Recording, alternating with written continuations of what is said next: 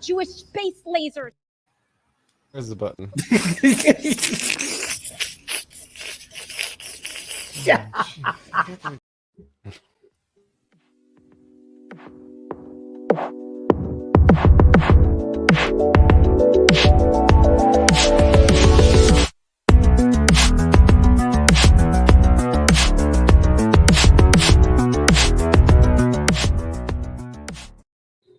Greetings, salutations, and other big words. My name's Ethan. My handle is Wrangler.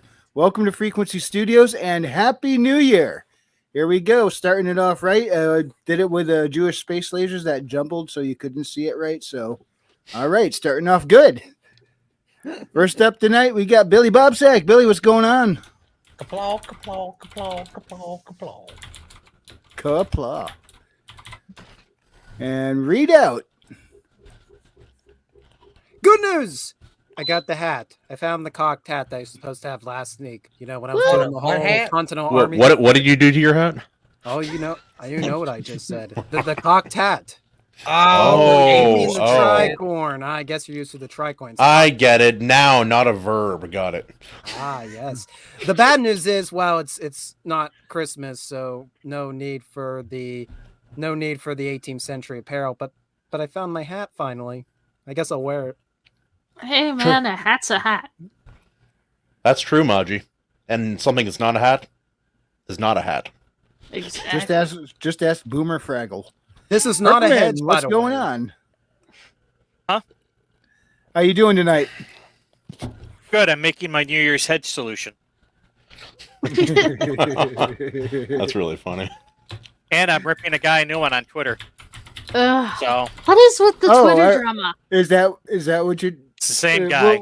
Yeah, no, I posted against him on a couple of threads too. We'll finish this off, and I'll read you my long. We'll get to that very shortly. His soliloquy.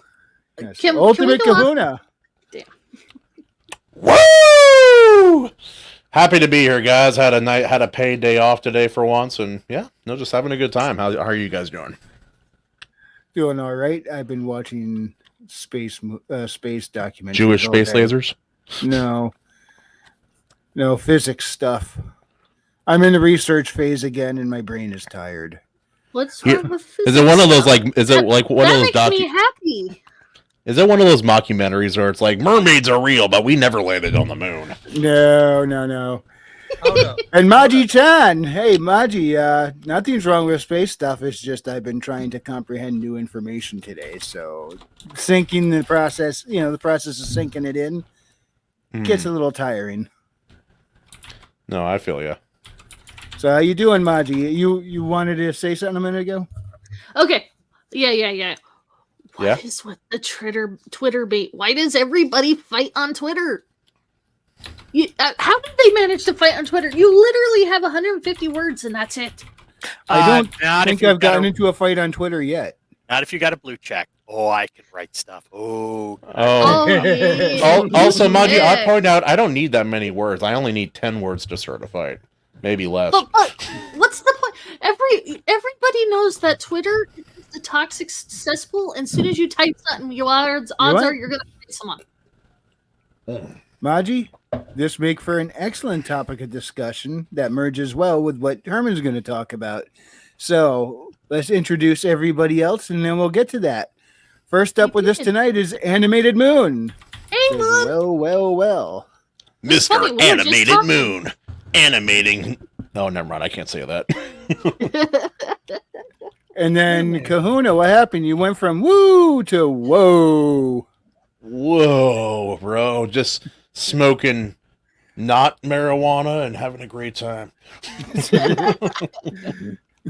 Anthony Rondinelli's here. He says, sup, everyone. Rondo is here. What's going on, man? Good to see you. This is so oregano, he'll be joining. Wrangler, you're not saying it. It's Anthony Rondinelli. No, that's too much effort. What, do you expect me to come on here and be high energy like it's a show? Oh, wait. Stormcrow's going to be joining us a little bit later on. He says, hi, shall we know? Jumping in afterwards. And Tripster. It's a mind-controlling weapon. They're turning the freaking frogs gay. Why aren't you on here? This is like your topic, Trippy. He's Actually, making yeah. trivia. Oh, that's right. Yeah. Yeah, he's busy with something. Evelyn, how's it going, man? Hey, skunks. Ev. Skunks. Yeah. Trippy says Twitter is prime brainwashing. Be careful. Oh, I would have to care to be brainwashed. Oh. Skunks is also here. Skunks Workshop. It's like someone mentioned on my short I posted today. Oh, so you woke up and chose violence. All right, I understand. Anthony Rondinelli says Ultimate Kahuna has pronounced my name correctly and earned my respect. Way to go, Kahuna! Hell yeah. No way, I did it. I'm so happy. Evelyn Music is just fighting with Frieza right now. Are you talking about your wife or something else there, Evelyn? Just curious. That thing. I'm assuming he's playing a game. With his wife? No, never. Yep, having a good time.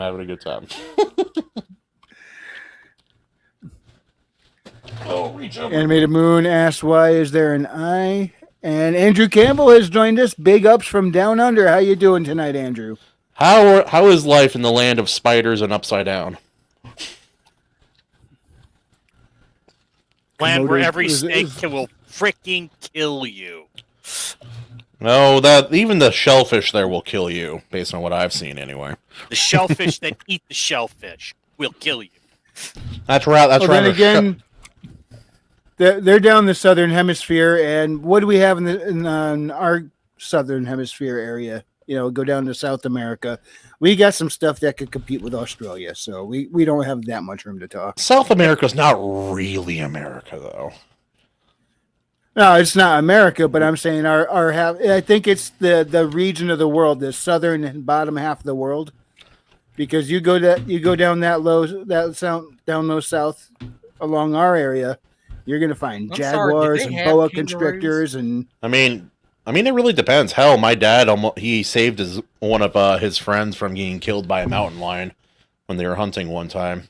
Thing was mid leaping at his buddy. He shot it in the heart. It's a good time. That does make a very good question. When we created the Panama Canal, does that technically mean South America is attached to North America any longer? No, we chipped them off. Also, you said Panama. You said we Panama cracked wrong. the whole continent down. Panama. There you go. I'm so proud of you, Rita. Panama.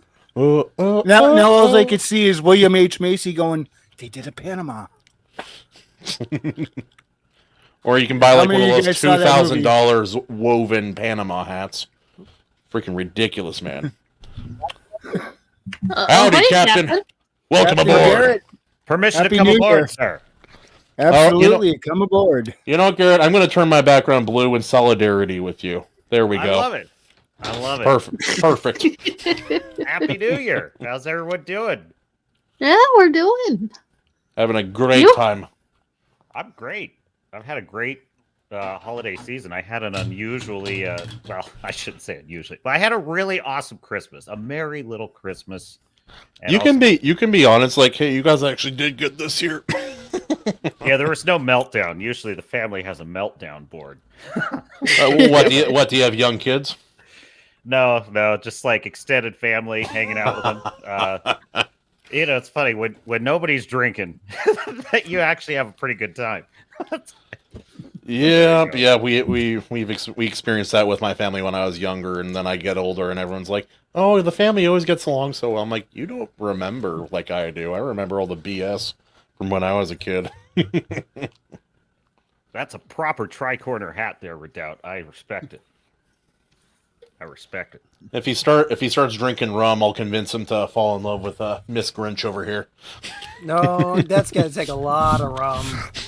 Hey, Guilty Gearhead. Guilty Gearhead has joined us. But not enough to kill. Guilty. Sorry. Guilty's a legend, man. I say it all the time, but every live stream that I ever look at, everywhere. he's there before me. Every freaking time. Bruner just shows up a lot, but there are times he showed up in the chat in this stream before any of us got here. Yeah, full It might Campbell too. Might have something to do with those years he spent in Japan learning to be a ninja. Hail, Trippy Soul. How you doing? Good to see you. You guys laugh. What did you Laugh say? all you want. Laugh all you want. But ninja, telling you. For what? Guilty Gearhead is an acronym for something ninja something. We say ninja, he looks over. Nani? He's guilty Nani? shinobi. No. Maji, the way you said Nani it's great. Say it again. Nani? There you go. Fucking the whitest Nani I've ever heard. I love it. Well, Maji, you did have something you wanted to talk about here. No, I'm just baffled. What is it about Twitter that attracts the drama? Or X, or Twix, or X? It's like Twix. It's twatter. Well, freaking older conservatives figured out that they could talk about their opinions online in a very left-dominated space, and ta-da! Here we are. But it baffles me. You only have, unless you're Herman with a blue check mark, 150 words. How can you set a bomb off by saying hi in Twitter? I once set off a bomb on Reddit saying open season one time. I got banned permanently. Gina Carano got obliterated for 3 words. Beep, bop, boop.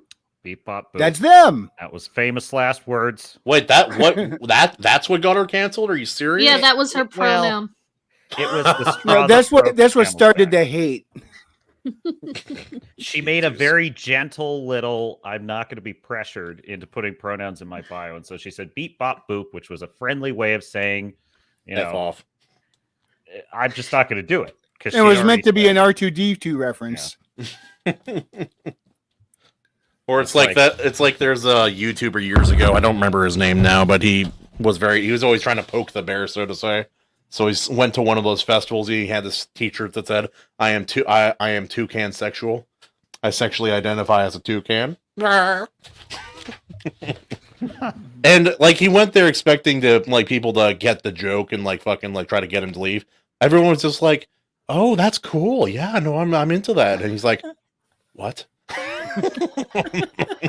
Have you guys seen the calendar, the conservative babes calendar controversy? Has anyone followed? No, I've heard of it, and it is really stupid controversy, like most other stupid controversies on the internet. You tell him, Readout. I'm not the best at following Twitter drama. I'm really not. But I just this right-wing beer company, right? They're trying to be the answer to Bud Light. They come out with a calendar of all these conservative babes that are conservative pundits. And a couple of them are bikini photos, but a lot of them are literally fully clothed. Just a badass babe, with 2 rifles or something. She's in shirt and pants. It's very safe. It's very vanilla. Sounds very redneck. Sounds kind of Sarah Palin like.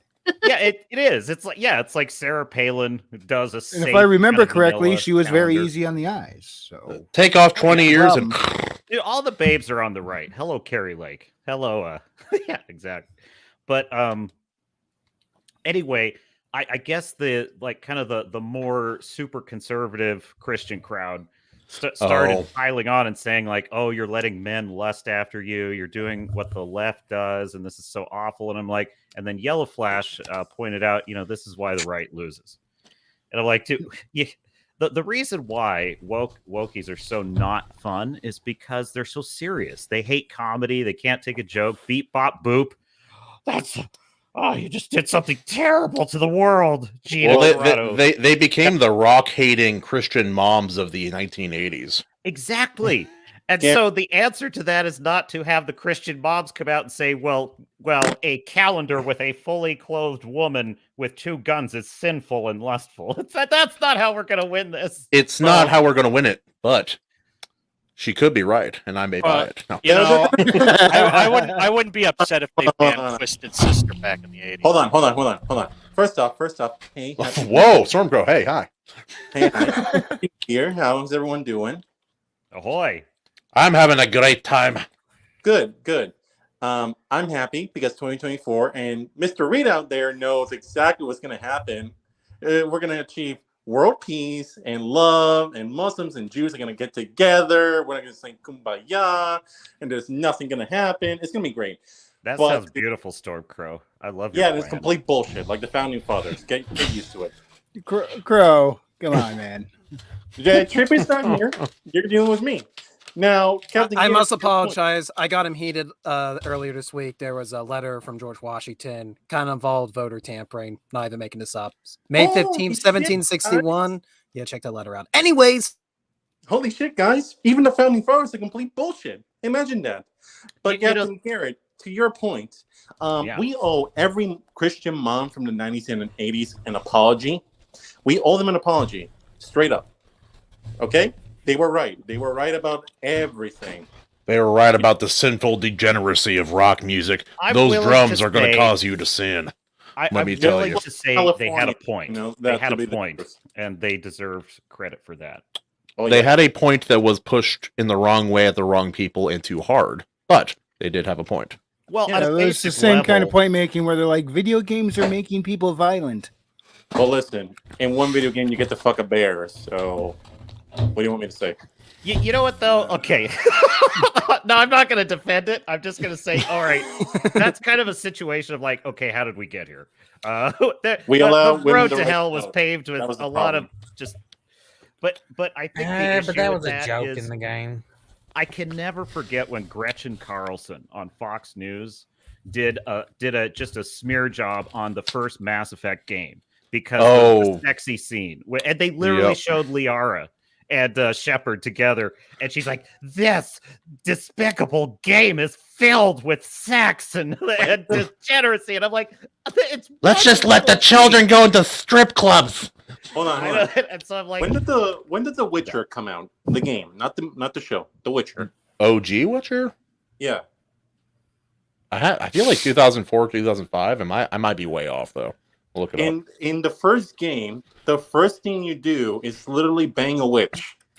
And Well, then hold you up. get In the a first second part. Witcher, you're literally collecting nudie cards on all the characters. Yeah. Guys, you're all Okay. talking over each other. Sorry. 2007. That's when it came out. Sorry, Was it was hard to pay attention. I'm sorry. I'm too No, heated. I'm so sorrier. I'm much sorrier. well, I'm so not really Canadian, sorry. so Tell me how sore you are, Herman. I'm so sorry. Sorry, So eh? sorry. I don't think I'll ever play hockey again, eh? All right, continue. Continue. does anyone remember the first couple of minutes of God of War? Yeah. I do. Never They'd forget make it. that again. They What had a Kratos- fucking mini game in each one of them. Is literally doing quick time events to get points. I had a guy working for us years ago. Cool, fun little Armenian guy. He was part of a team that was developing a game, a level, like a progression game about stripping and prostitution way back in the like early 2000s. They got pretty far into development. They had a whole systems there. Where it was a lot of like third person kind of gameplay, and for some reason it got shut down. Never really made it much further than. That's really impressive doing that with one hand and developing. You know, But the point is, when they say these are inappropriate for kids, they're right. What they seem to be missing is that's why they're rated M for mature. You don't let 12-year-olds go to a rated R movie, or in most cases, I know it happens. What? You mean I can't let a 10-year-old play Grand Theft Auto near the strip club? You guys are. How close to the strip mom- club are you? My mom got me GTA San Andreas when I was like 8 years old, and I'm not shooting up the school or nothing. So, you guys are full of shit there, man. so what you are saying is parenting need to be parenting. not yeah, it's this funny thing about instilling into your children the understanding of what is fictitious and what is in reality and what is not okay to do in the real world. Wait, Rita, you're telling me it's my responsibility to raise my children and not the state's? Yeah, what the fuck Yeah. are you talking about? That's bullshit. Everyone knows that you don't raise your kid anymore. You fucking dump them into school and let the teachers that doesn't give a fuck about them raise them for you. Thankfully, Then- homeschooling is becoming much more popular now. Yep. I remember watching Or this. Even better yet, you abort them so you can stay young and healthy. That's And you that's could another be a way to do career it. woman. Yeah, exactly. Go- and honestly, considering the world today, that's probably a mercy too. I remember growing up, I never Be wanted to like get pregnant. 2023 Wendy. That's dark store. Hold You up. need to Are y'all watch saying Godzilla. that Minus why you one. become a career woman, you become an unofficial wine taster as well? Yes, Captain Garrett. Sorry, you never got the warning. Stormcrow is our resident nihilist. Hey, whoa. Back up. You can't be I worse am than no Star nihilist, Fury. sir. I am no nihilist. I am not that far gone yet. I Are did you not not hit the her. one who I said did that not. hope is for sweatshop children? That is just me staying reality, sir. Okay. I'm surprised you remember that. Holy crap. You say a lot of stuff, but that was a good one there, Stormcrow. Yeah. Captain Garrett, do not let these people deceive you. I'm actually really fun to hang out with. Okay. I'm so fun that these guys invited me to play a campaign in the 13th. You know? So that's gonna be fun. Nice. What's the game? Christian or Wrangler, do you want to tell him what game it is and what character I play? I'll be mute. I got it. It's Okay. Dark Glass. Oh, Go yeah. for it, Kahuna. It's a sci-fi edition of Savage Worlds campaign being run by our friend who's here fairly often, the Lord Otter.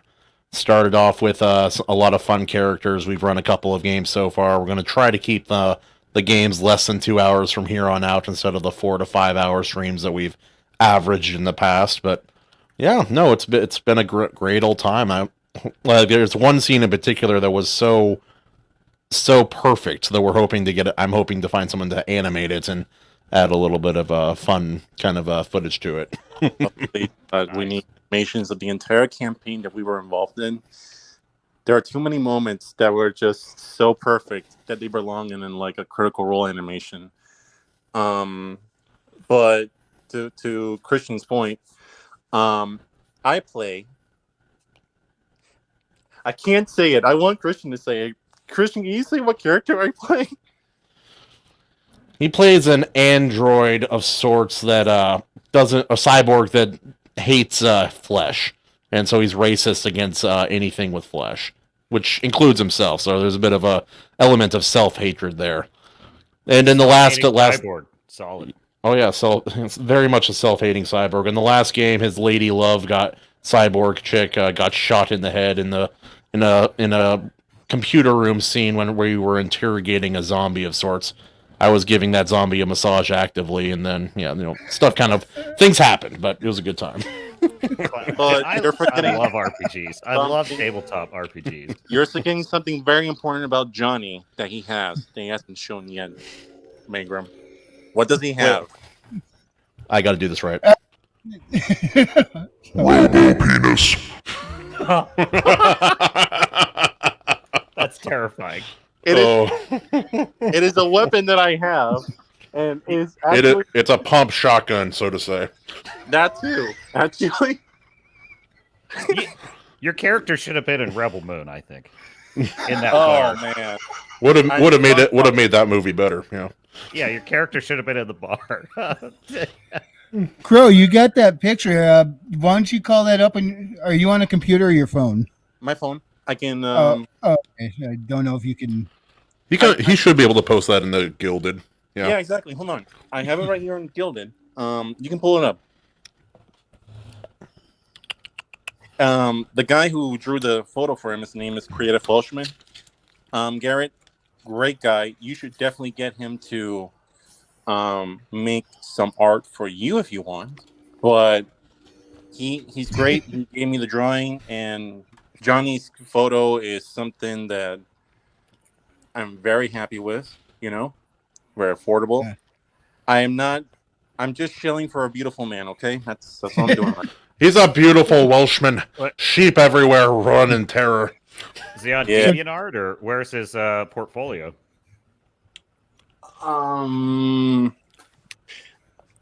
This is a moment where you have to go on Gildan and look for him, because I don't really know. That's where I found him. He shared some art privately with me there, Garrett, but I'm not sure if he has a DeviantArt or something like that. I know he is on Twitter Yeah, as you well. still got your voice modulator on. Oh, Well, I just got my Gilded reconnected, so. So you said you're into TTRPGs? What kinds? Oh, absolutely. So I have kind of been putting it off, but I want to do the Fallout role-playing game. I want to get a game going and put it on maybe my spin-off channel. Oh my god, Possibly dude! on Swords and Starships. But also, just with my friends, I am such an obsessed Mass Effect fan. Like, I just love that fictional universe so much that Me too. I created a Fate RPG with my friends. And like Fate Stay Night? Well, it's the Fate RPG system. It's open source. Have you ever seen it? You can look it up. It's Fate. Just look it up, Fate RPG. You'll see it. I'll take a look. I've been strangling myself because you're just hitting all the boxes with me, man. You're really cool right now. Fate RPG. I love you, man. Stormcrow. You're my bro. I wish I could meet your You're bro, my boy. But this is a very important question. You love Mass Effect. I can feel it. But who is best girl in Mass Effect? Oh, Dr. Liara Tassone. Bitch! Everyone knows it's Tally. What the fuck are you talking about? Well, you know what? You can make. I put Tally in the second tier. That's like putting Garrus in the second tier. I hate you, Starcrow. You're the worst ever. This is like Twitter all over You again. know what? He could have really I knew it was a thrown- mistake to He come on could the have really screen. thrown a curveball and said Jack. I love Jack too. She's the second. Oh yeah, that reminds me when we went to the GameStop when I was a kid to buy the first Mass Effect game. My brother's all excited to buy it, and I was just kind of along for the ride, and he grabbed it, brought it to my dad. He's like, "All right, it's for my birthday." He's like, "Hey, this says it's M for mature." He's like, "Oh, it's not a big deal." It's like for sexual content. And my brother's like, "Ugh." And then the store employee, the Chad, he came over and he's like, "Actually, no, this is you're seeing this as a bad thing. I'm seeing this as an opportunity to teach morality to your son because he'll have to make choices." And like, bullshitted his way through the entire thing. And then my dad did end up buying the copy. It was fantastic. I got one for There's you. like one scene and there's barely anything in it, so you're fine. So the 7-year-old was trying to convince his mom. I have to ask legally if they're 18 or older for mature games. Had to been 7, 8 years old, tiny little guy, right? And they were trying to buy Witcher 3 Complete Edition with all the DLCs. That's a no. That's an ambitious I'm like, young are man. you sure you're okay with your son getting this? And I'm like, this is a mature game. Technically, I'm not sure I could even legally sell this, but since you're here. And she's like, she paused, she looked at me, she's like, what's mature mean? Nudity in the first scene? Yeah. Oh, I looked at her, I looked at the kid, I looked at her, and I'm like, I'm a hardcore gamer, and this game is too adult for me. It's almost borderline adult only. Maji, you're like the bane of fucking childhood. Oh, the kid thought I was too. It's like, you ruined it. Or, let's see. No. You're ruining my life. Maji, you are a responsible adult. You're a responsible adult. I commend you. I would have sold that game with a smile on my face to that mom. I would have told her, "Oh yeah, you know what? This is Lord of the Rings in video games." No. It got worse. So after I got done explaining to her all the stuff that's in Witcher, she looked at the kid and was like, "We need to sit down and go through your games." Oh no! Oh, he's boned, dude. You really did ruin a kid's life. Maji, you did a good thing, but the result wasn't worth the cost. You see, this is the origins maybe in of like supervillains. 5 years, we're gonna find like a murder, suspect episode. Just how this kid violently murdered this employee. Dude, that's the worst ever when your parents figure out. They're like, No. Wait, I got one what's for in you. this game you've been playing? I got one for you, actually. Okay, so I said that my mom got me GTA San Andreas. It's fine. We watched Scarface when I was 6 years old. No problem, right? It was one mission in San Andreas where I was playing, and I was burning down Chicano's gang house. Basically, I was throwing Molotov cocktails inside the building, burning it down.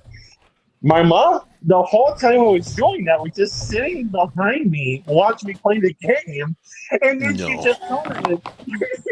She just commented, this game might be too adult for you. I literally almost snapped my neck as so fast because I was like so enraptured in what I was doing that I had no idea she was there. And basically, I had to do like a whole sing-a-wrong, like, no, Mom, you see, the cops made me do this in the game. This is actually a good thing. The police made me do it. The cop's bad. We are Puerto Rican after. My grandmother, every time she refers to GTA, she says that game where you go get the prostitutes and kill them. Animation Overload is saying just happy New Year, Animation Overload. And Everly Music says, give him Witcher for children, aka Zelda. Well, King Bob. Depending on some mods on the internet, you can actually do that, by the way. Turn Zelda into The Witcher. Nudity and all. I want a mod for Zelda that turns them into Zelda from that video Billy Bob showed me the other day. Yeah, get to be Zelda. I honestly would rather have a kid playing a mature video game than spending any time on TikTok. I feel like that would be better for their mental health and development. It depends on the game, but as a whole, I wholeheartedly agree. Yeah. They will learn plenty of more life lessons for Grand Theft Auto than going through TikTok videos. Witcher 3, I draw the line at, but I do agree on most games. You know what, gentlemen, this is a good topic for everyone here. It's ma'am. But shut up. I'm going to call you whatever I want. Anyway, I know for a fact that if I ever have a kid, hopefully a son, fuck you, I want a son first, deal with it. I would very much. This is my portfolio for the kid. Sly Cooper, the trilogy, PS2. Halo trilogy. Yeah, I played it as a kid. Fuck you. I'm good. It's a great game. Very good game. The Halo trilogy and Reach. I want the kid to cry. Chrono Trigger, which I just started playing yesterday, and I'm having a lot of fun with that. Legacy of Kain. If anyone ever heard of that. Where's Metro? Stormcrow, I'll say this. Video games maybe end up being the last thing on your mind when it comes to your kids, especially when they're younger. For a while, I was just trying to get my son to stop pouring glue in my shoes. So maybe lower your expectations a little bit. Listen, I'm just hoping he doesn't have Asperger's. But back to the portfolio. Where's Metroid? I don't know Metroid. I haven't played it. I know I've never played it. I've never played it either. I'm sorry, Wrangler. Metroid. I think Metroid. In the hands of current crop, there's no way they could make it. But if it were in the right hands, it could be a super alien kind of awesome science fiction movie. It's a very it has an almost kind of Ridley Scott alien feel to it as a video game. Oh, like the Doom movie. Well, it was excellent. It was inspired by Alien. I'm saying they couldn't pull it off with this equipment. The current crop of creatives we got couldn't do this. But just in theory, Metroid's a fantastic world. I love it. I know so little. Even Sakamoto himself is very cautious and tiptoes with the writing around Samus's character now after Other M. I almost... Sorry. You first. You're good. I almost think with Metroid, it needs to be the same type of animation from Titan AE. Yeah. Oh my god! That's a good idea. You read my mind. You read my mind. The problem is that animation studio died. No, but that animation style. Get the style there, Shunny boy. I like Titan AE. I guess that didn't do well. No. Well, it was a fusion between 3D animation and 2D animation. But they did it in a way it balanced out compared to what you see now, like on Wish and stuff. Yeah. Mm-hmm. Kikoman's here. He says, show me, show you, Kikoman. Kikoman. I think we really... Kikoman! And hail the SSSR. Kiko Punch! King Bob says, "Hey, all busy watching football with the family, but wanted to stop by and say hi. I'll check the stream later." It's all right, All right. Bob. There's nothing more important than family. Oh, I thought you were going to say football. Well, in America, that is family. So, well, this is 2024. You can't say football anymore. That means there implies some heterosexual, patriarchal statistics. You gotta call it foot unidentified flesh, Yes. asexual flesh. Is that what it is? Yeah, Hey, that's what Captain Garrett, since you're here, I mean, I kind of have a rough idea from your streams what you enjoy writing about, but what's your favorite type of character to write about? Well, honestly, I did my top 10 list. My favorite movie of the year, best movie of the year, Godzilla -1. And I would say Shikishima is kind of my favorite type of character. He's like someone who's, he has a lot of pain in his life. He has a lot of doubt, but he has just this mission. He has just this primal motivating mission. Which you know what would make that character better? But by all means. Put a chick in it, make her gay. You're right. I like him. I was listening to Gary. I kind of was. I like that character. Give her a side shave and purple hair. I like primal stories. I like emotionally motivated primal characters. And so my favorite, I would say probably my favorite type of story is a Golden Fleece story. And I like teams that are, I like buddies and teams that have really close friendships, like Guardians of the Galaxy. The first one was brilliant. For sure. Yeah, absolutely brilliant. And that's those are the kind of stories I like. Stories I hate because he nailed that family dynamic with them so well by the end. Yes. Mm-hmm. And I feel like the reason Guardians 3 wasn't very good for me is I think that the core of that film should have been this incredible friendship between Peter and Rocket. And I think if that had been the through line, I would have been all about that movie. How do you feel about the newer Planet of the Apes trilogy with like Caesar and such? That's a very emotionally motivated character. It's clever. I love the trilogy. I love it so much. But it doesn't speak to me. Yeah. Oh, well, so sad. It's just not the original Planet of the Apes is better. I haven't seen the OG. That's kind of what I'm saying. Gary, sorry. Speaking of Planet of the Apes, we're going to bring up the Mark Wahlberg one. hey, don't you be getting down on freaking. I love me a bad Mark Wahlberg movie. The Happening. Looking for a name. You like cuts glass. Guys, you guys got to start getting interested in science. Come on, guys. What? No. I have a question. What's the Golden Fleece story? Oh, it's a reference to Greek myth, isn't it? Yes, it's references Jason and the Argonauts, but specifically what I'm speaking of is there's a book called Save the Cat by Blake Snyder. He's a screenwriter, the late Blake Snyder, and he basically wrote a book for storytellers on like how to create stories. And I just really love his model of looking at stories. And he has 10 genres. And his 10 movie genres are not like sci-fi fantasy. It's actually a list of types of stories. So a Golden Fleece story is like Indiana Jones. It's like there is a primal treasure, a prize, a goal, and you're on a road trip to get it. So Lord of the Wars, Rings, for example. Yeah, Lord of the Rings is the OG Golden Fleece story, right? But there's other genres like Monster in the House is kind of what most horror movies or like Jaws would be. Dude with a Problem is like Die Hard. Superhero movie can obviously is comic book characters, but that also applies to like Oppenheimer is a superhero movie because he's superheroes in his model are people that have special talents that make them removed from the rest of humanity, and so therefore it's hard for people. They're misunderstood.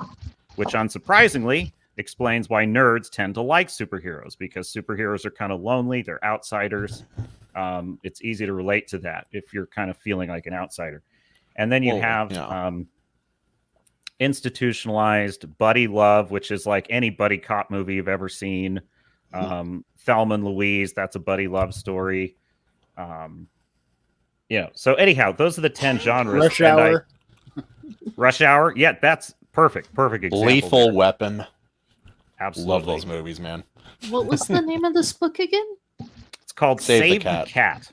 Save the Cat. It's a great read for anyone that's a storyteller. Would Training Day count as a buddy movie? Training Day. Actually, that is No. an institutionalized story. That's a mentor institutionalized story. So institutionalized stories are stories like The Godfather, One Flew Over the Cuckoo's Nest, anything that's about a group. In fact, there was a TV show this year, Gen V. That's a great example of an institutionalized story. So it's about a group, a family, an organization, a crime family, a civilization, that's a military organization. Star Trek Insurrection is actually an institutionalized story because it's about Picard rebelling against Starfleet because they expect him to look the other way while they're committing an atrocity, and he has to disagree with it. So Training Day is basically the institution is Ethan Hawke's character being a cop, and he's kind of in this institution of being a cop, and he has to make a decision whether he's going to join it, which is join the dirty cops, burn down the dirty cops, or sort of die on the altar, sort of be sacrificed. I'm assuming you did watch Gen V.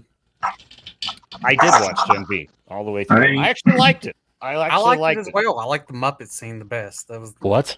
I haven't seen. I do like that scene. No, it's I say it is the exception that proves the rule that woke storytelling is garbage. Because it is a woke show, but it's so the writing is so talented. It is, but actually it's great. I'd say it even kind of makes fun of it a bit in the show. So what would the all female Ghostbusters reboot be? Garbage. I didn't see it. Yeah, absolute not garbage. I didn't see it, but if I were to take a guess, well, I mean, if it were following the template of Ghostbusters, let me think about this. It would be a superhero kind of thing. Yeah, I think you're right. It would be a superhero movie. We don't Minus guys, the Twinkies. we It's a don't superhero talk movie. about Ghostbusters. There's three very important things we don't talk about. It's religion, politics, and Ghostbusters. How many times do I have to tell you? That's I've actually never the heard first time I've this. heard it. Rick Down. That was my childhood. Was Ghostbusters? You can't put that on me. I understand that. But whenever you speak these three very particular things, everybody loses their minds. Well, hold on, Or they Rita. did if it was 2016. Rita, hold on. Evangelion. Can we talk about that? No, No. That was so fast.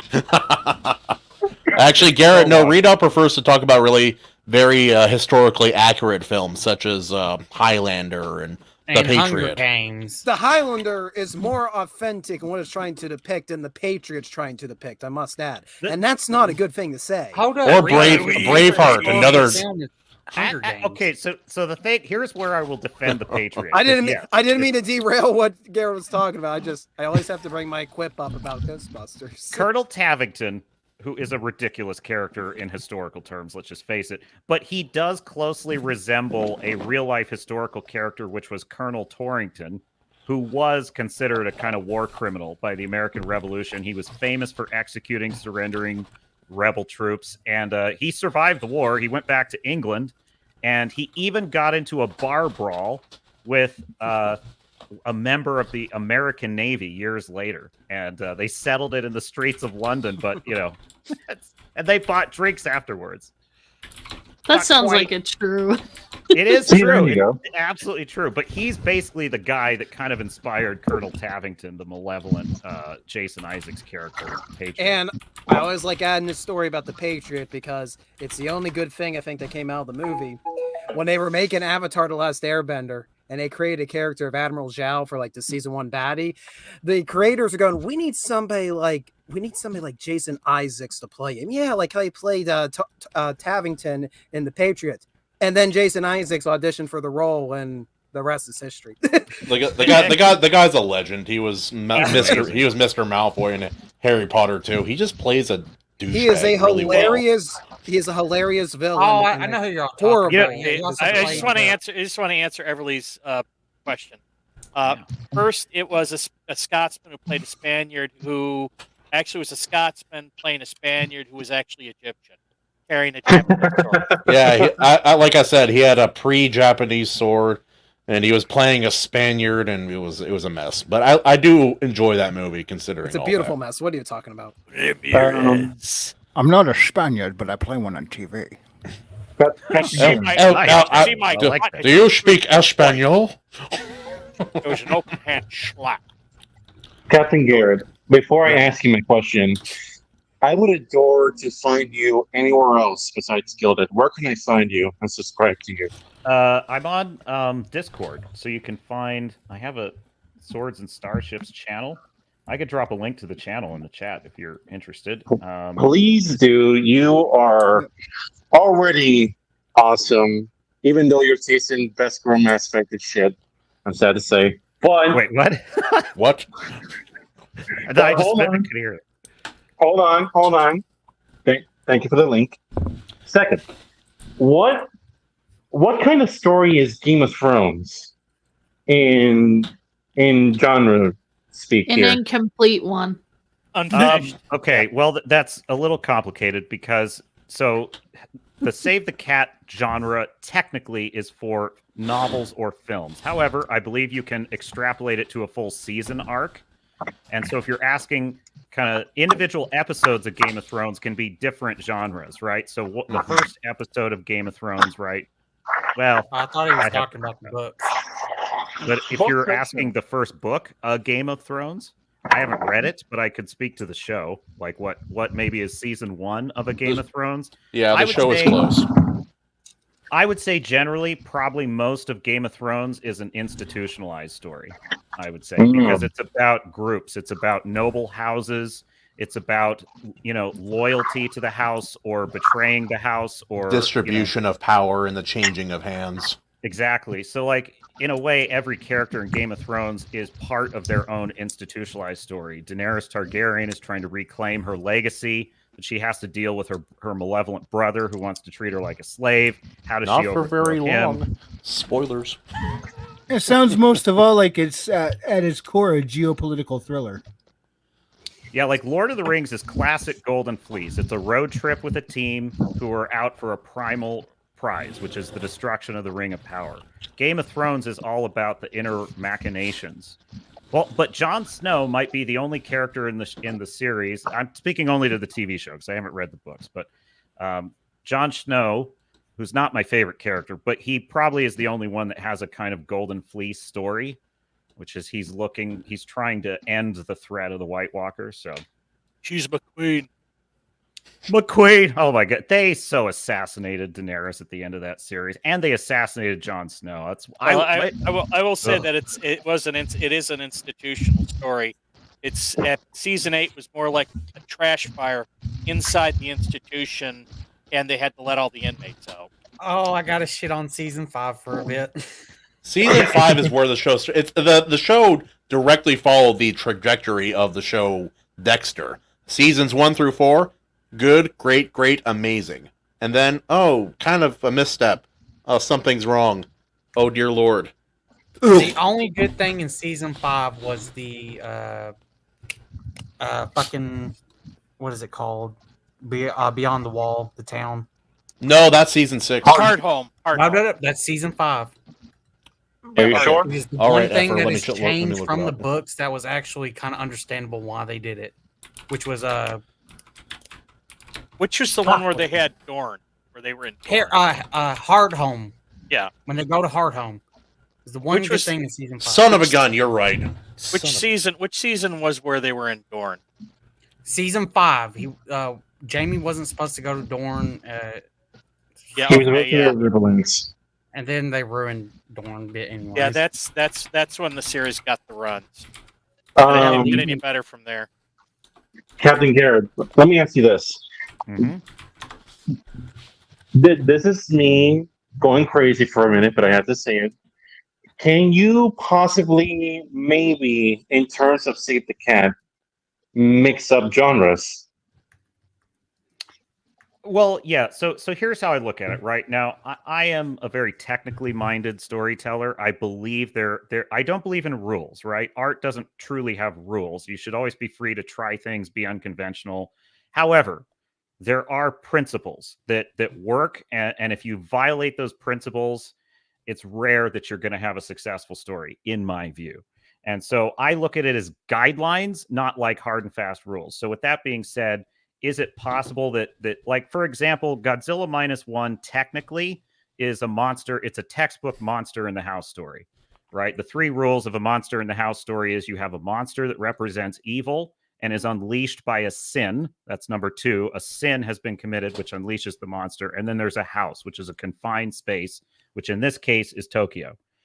However, because it's so focused on Shikishima, I consider it a dude with a problem story, which is also one of my favorite of those genres, which is an ordinary person. So it's the opposite of the superhero. The opposite of the superhero is the dude with a problem. This is someone who's an ordinary, average person who is up against an extraordinary threat. And that threat precipitates a life or death battle in which an individual, a family, a group, or a civilization are at stake. In the case of Godzilla, it's all 4. And I just think No it's so. I spoilers. guess what I'm saying is, I think it's kind of both, but I think, in my view, dude with a problem overrides monster in the house for me because more of the story fits that. What do you think? That's very interesting because one of the big problems that I've encountered with myself, again, you're first-time writer, Asperger's, so take me with a complete grain of salt. One of the big things I was worried about was, okay, I'm writing the first book. I have no idea what I'm doing, but I know that I don't want to make any mistakes that's going to take people out of the story, right? And one of those things was, okay, what can I do that doesn't break the immersion of you guys, that doesn't make you go, wow, this is completely unrealistic. This guy was smoking crack or something to write this crap. Yes, I'm out. elevation. Thank you. And one of the bigger worries that I had was like, okay, I like these things, but I'm pretty sure no one else is going to like them if I write them this way. So it's been this constant tug and war of like, okay, how can I refine this? How can I shrink it down to a more manageable size? And defining the rules, so to say, before I even break them, has been invaluable for me. Yeah. Stormcrow, I do have something I could say on that point. If you're going to break the rules, there's 2 things that need to happen. First, you need to have a really good understanding of the rules and why they exist. Number 2, if you're going to break the rules, you better make sure that whatever you make in the breaking of the rules is really, really well done. Yeah, it's important to know the rules, especially when you're breaking them. Yeah. That's even doubly true, I would say. So what I would suggest, Stormcrow, is definitely read Save the Cat. It's specific. There's a spin-off book called Save the Cat Writes a Novel, so that you might check that out. But honestly, I think if you just get Save the Cat, the rules for the screenplay are just as good for any other story. And what I would say is this book takes you through not just the genres, but like the actual title rule, Save the Cat, is a good example of like a rule you just cannot break, which is in order for people to like your characters and be invested in them, we have to see them do something that makes us like them, right? We have to see. And so in the case of Shikishima in Godzilla -1, he has that wonderful save the cat moment when the baby is left to him and he thinks about abandoning the baby, but he can't do it. So he picks up the baby and takes her with him, who then later becomes, spoilers, becomes his daughter. Well, he later. specifically is looking for the woman who. Right. So the point is, the save the cat is he could have just left the baby, right? But he didn't, and that makes us like him. That makes us invested in his character. So this is a great book to kind of teach you all those things. So now I would say if you're doing your first draft, just get it out there. Like, don't worry about all this stuff on your first draft. Write the story you need to write. Go as crazy with it as you want. There's no rules on your first draft. Then when you're starting to rewrite, you can kind of look at your own story and say, okay, what am I getting at here? And having beta readers and having editor, people you trust, honest feedback is really helpful. But yes, this book will definitely answer those questions you have about how, because basically, last point on this, a story, people don't want to believe this a lot of times, and typically in my experience, I feel people who resist this idea tend to not, just my personal opinion, tend to not be very talented. But in my view, a story is a Swiss watch. It has gears, it has sprockets, it has little things that are ticking inside it. And if you put the wrong pieces in the wrong place, it results in, I don't really like this character. I don't understand what the story is about. This book will solve that for you because it tells you this is what it's about. This is the core of your story. And if you want it to really purr like a kitten, you gotta make sure these pieces are all there. Have a great night, Kiko. Thanks for stopping by. Yeah, peace out, hombre. Which one of us is trying to tunnel under the castle walls? Oh, okay. One last question, and I'll remain quiet. Can this book also work for like campaign writers? And what if you start off the book with an unlikable protagonist, but you find him interesting? Christian can attest to this, like the First Law trilogy. I don't know if you read those books. Oh, I love the First Law trilogy. I do love that trilogy. Amazing books. I love. Isn't that character type called the Glorious Bastard? Except for the, I will specify, I did not like the ending of the first trilogy. Sorry. Okay, Pissed me off. I'm kind of yeah. We could talk First Law. I'd love to talk First Law. So Stormcrow, to answer your question, what I would say is Save the Cat does not mean the character is a good person. It just means, because villains can have a Save the Cat, by the way. Vincent D'Onofrio's Kingpin in Netflix Daredevil has tons of Save the Cat moments that make I love Kingpin. And He's this such is why a great you love character. Great You actor. love Well, him he also because had of a these cool movies. introduction of bashing a motherfucker's head in the door. Well, it's to sell the stakes on what he's capable of, along with what actually pushes his buttons.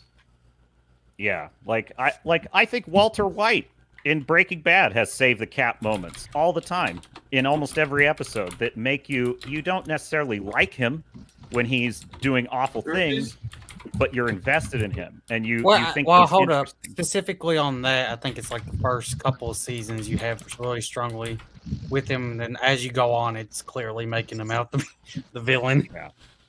So I guess what I would say is I guess let's take the First Law trilogy because you have my favorite character in that is Glocta. This inquisitor, torturer. He's one of the best characters I've ever read in a book. He's fantastic.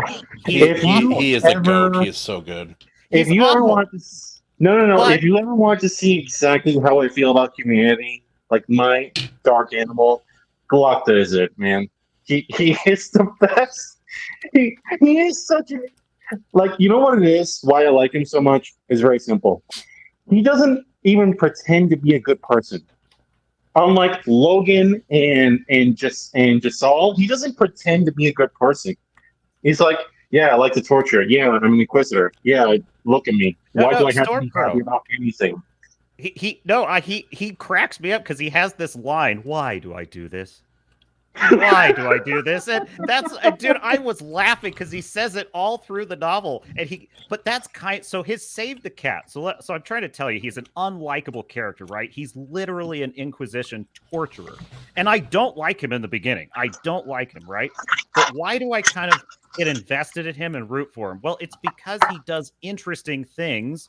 Like, for example, in one of the early scenes in the book, he's torturing someone he knows is innocent. He knows this person is innocent, but his job is to get a confession, and he's damn good at it. And so he's he's in miserable pain all the time because he's a cripple. And so he goes into the cell, and the guy's like, please, Glocta, we were friends. You know that I didn't do this. And he's like, yes, I know.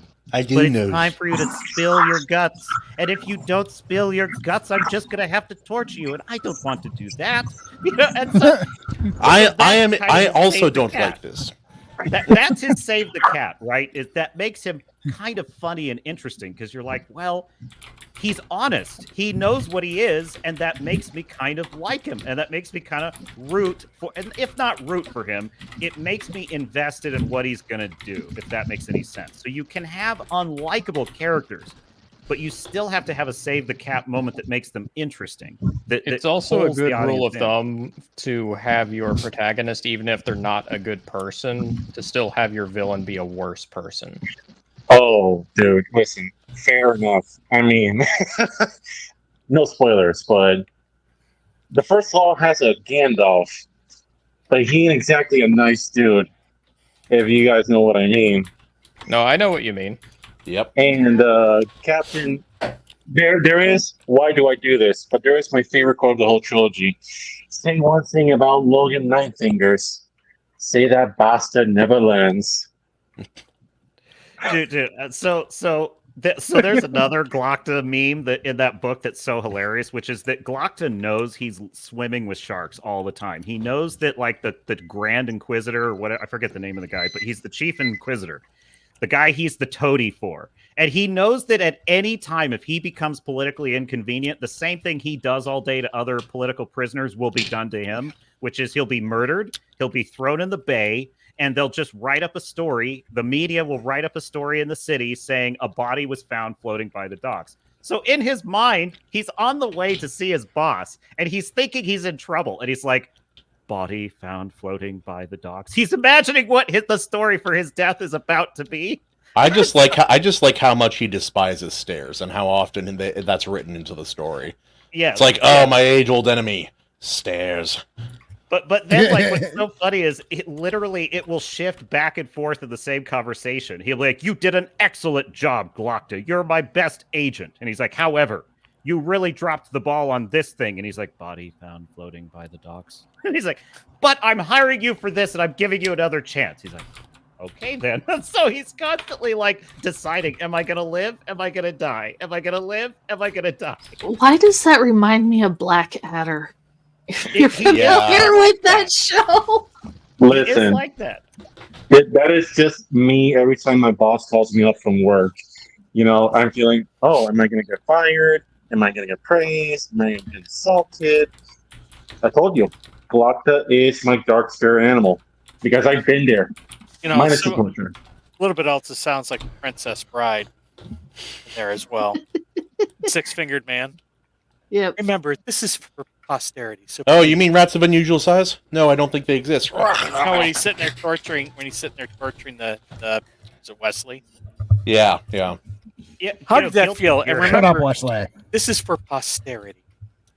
I may not be good at answering this question because, you know, I'm also a student I'm trying to learn these kind of techniques, but I guess what I would say is save the cat means the character does something that in the case of a villain, here's what it is.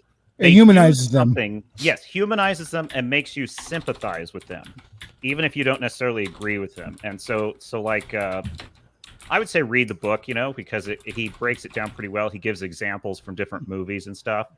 But like, I just think that like usually when a character does something kind of unexpected, well, I'll give the floor back to the panel while I think of an example.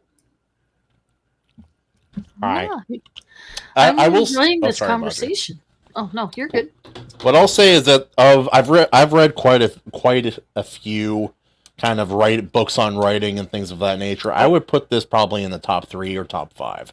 It's really solid. Like a lot of writing books are good, but they're not practical and they don't teach you things in the way that is useful for actually writing. This book does. That's one thing I can say about it. I agree with you, Kahuna. Okay. I thought of one for you. Who had that question? Oh, Skunk's Workshop had that question. Okay, I thought of an example for you. This is kind of a weird one, but have you seen the Count of Monte Cristo with Jim Caviezel?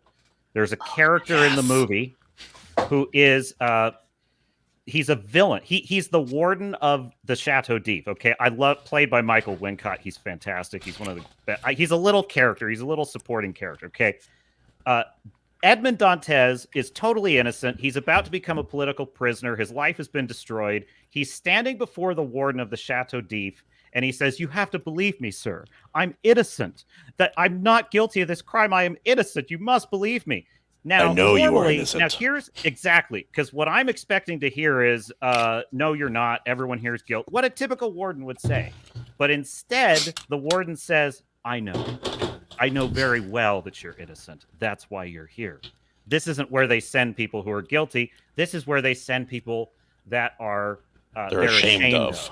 Now, why is that a save the cat moment for an odious character? An odious character. Well, it's a save the cat moment because that's an interesting and surprising level of honesty that sets him above the rank and file character you would expect in that situation. Most wardens wouldn't give a shit, or they would just say, yes, you are guilty. This is unusual, that this character is kind of oddly honest. And he's, in a way, he's actually giving Edmund a gift in that sense. Unintentionally or not, he's telling Edmund, yes, you're right. I'm validating you. This is the truth. And that's some comfort, but you're still going to be in prison forever. And so in a way, that kind of is a comfort because it removes that pressure from Edmund that he's got to prove to the warden he's innocent. He doesn't have to prove that anymore. So in a weird way, the warden kind of gives him a gift. And for whatever reason, that makes me like this character, or at least find him interesting. So hopefully that helps. Because you saw him as human enough to establish a rapport. Right. What about, sorry, Edward Sallow from New Vegas, Caesar?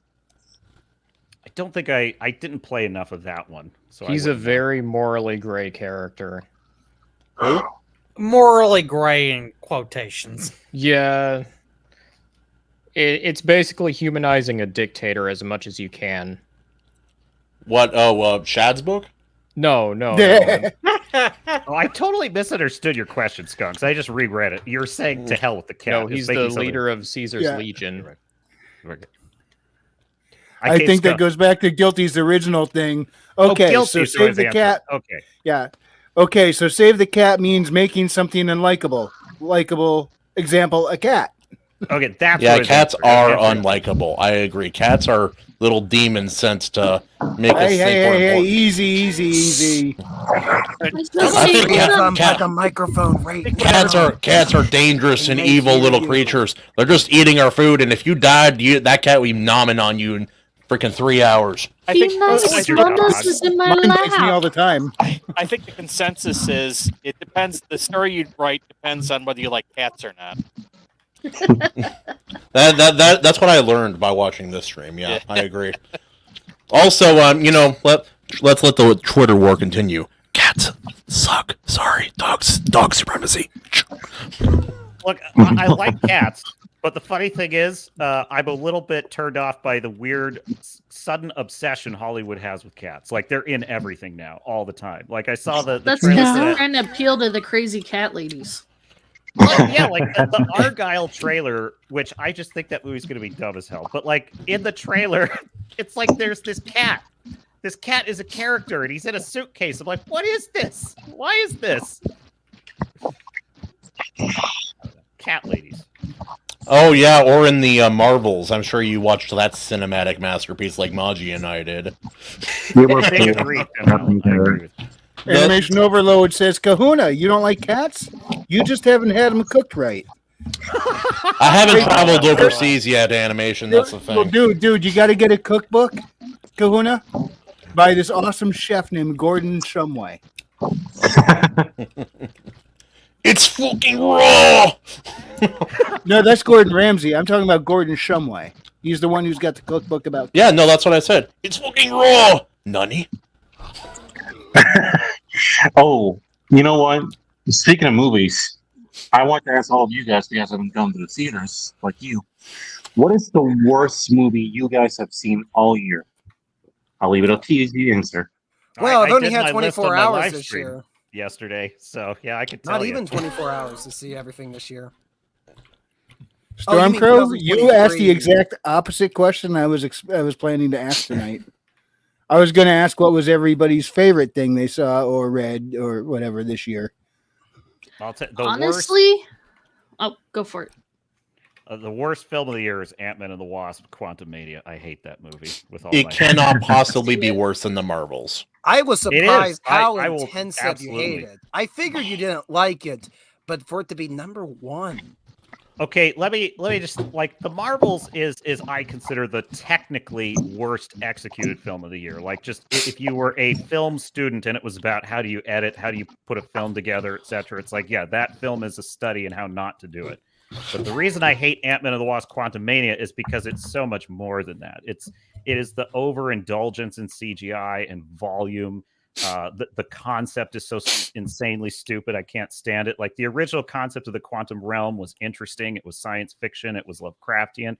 That movie is an excuse to do a nonsensical Star Wars imitation, but a really bad one. And it's just more nonsensical than a planet of people who can sing in English but not speak it. Look, Marvel's is number 4 worst movie of the year on my list. Number 4? What? Yeah, because Indiana Jones was number 3.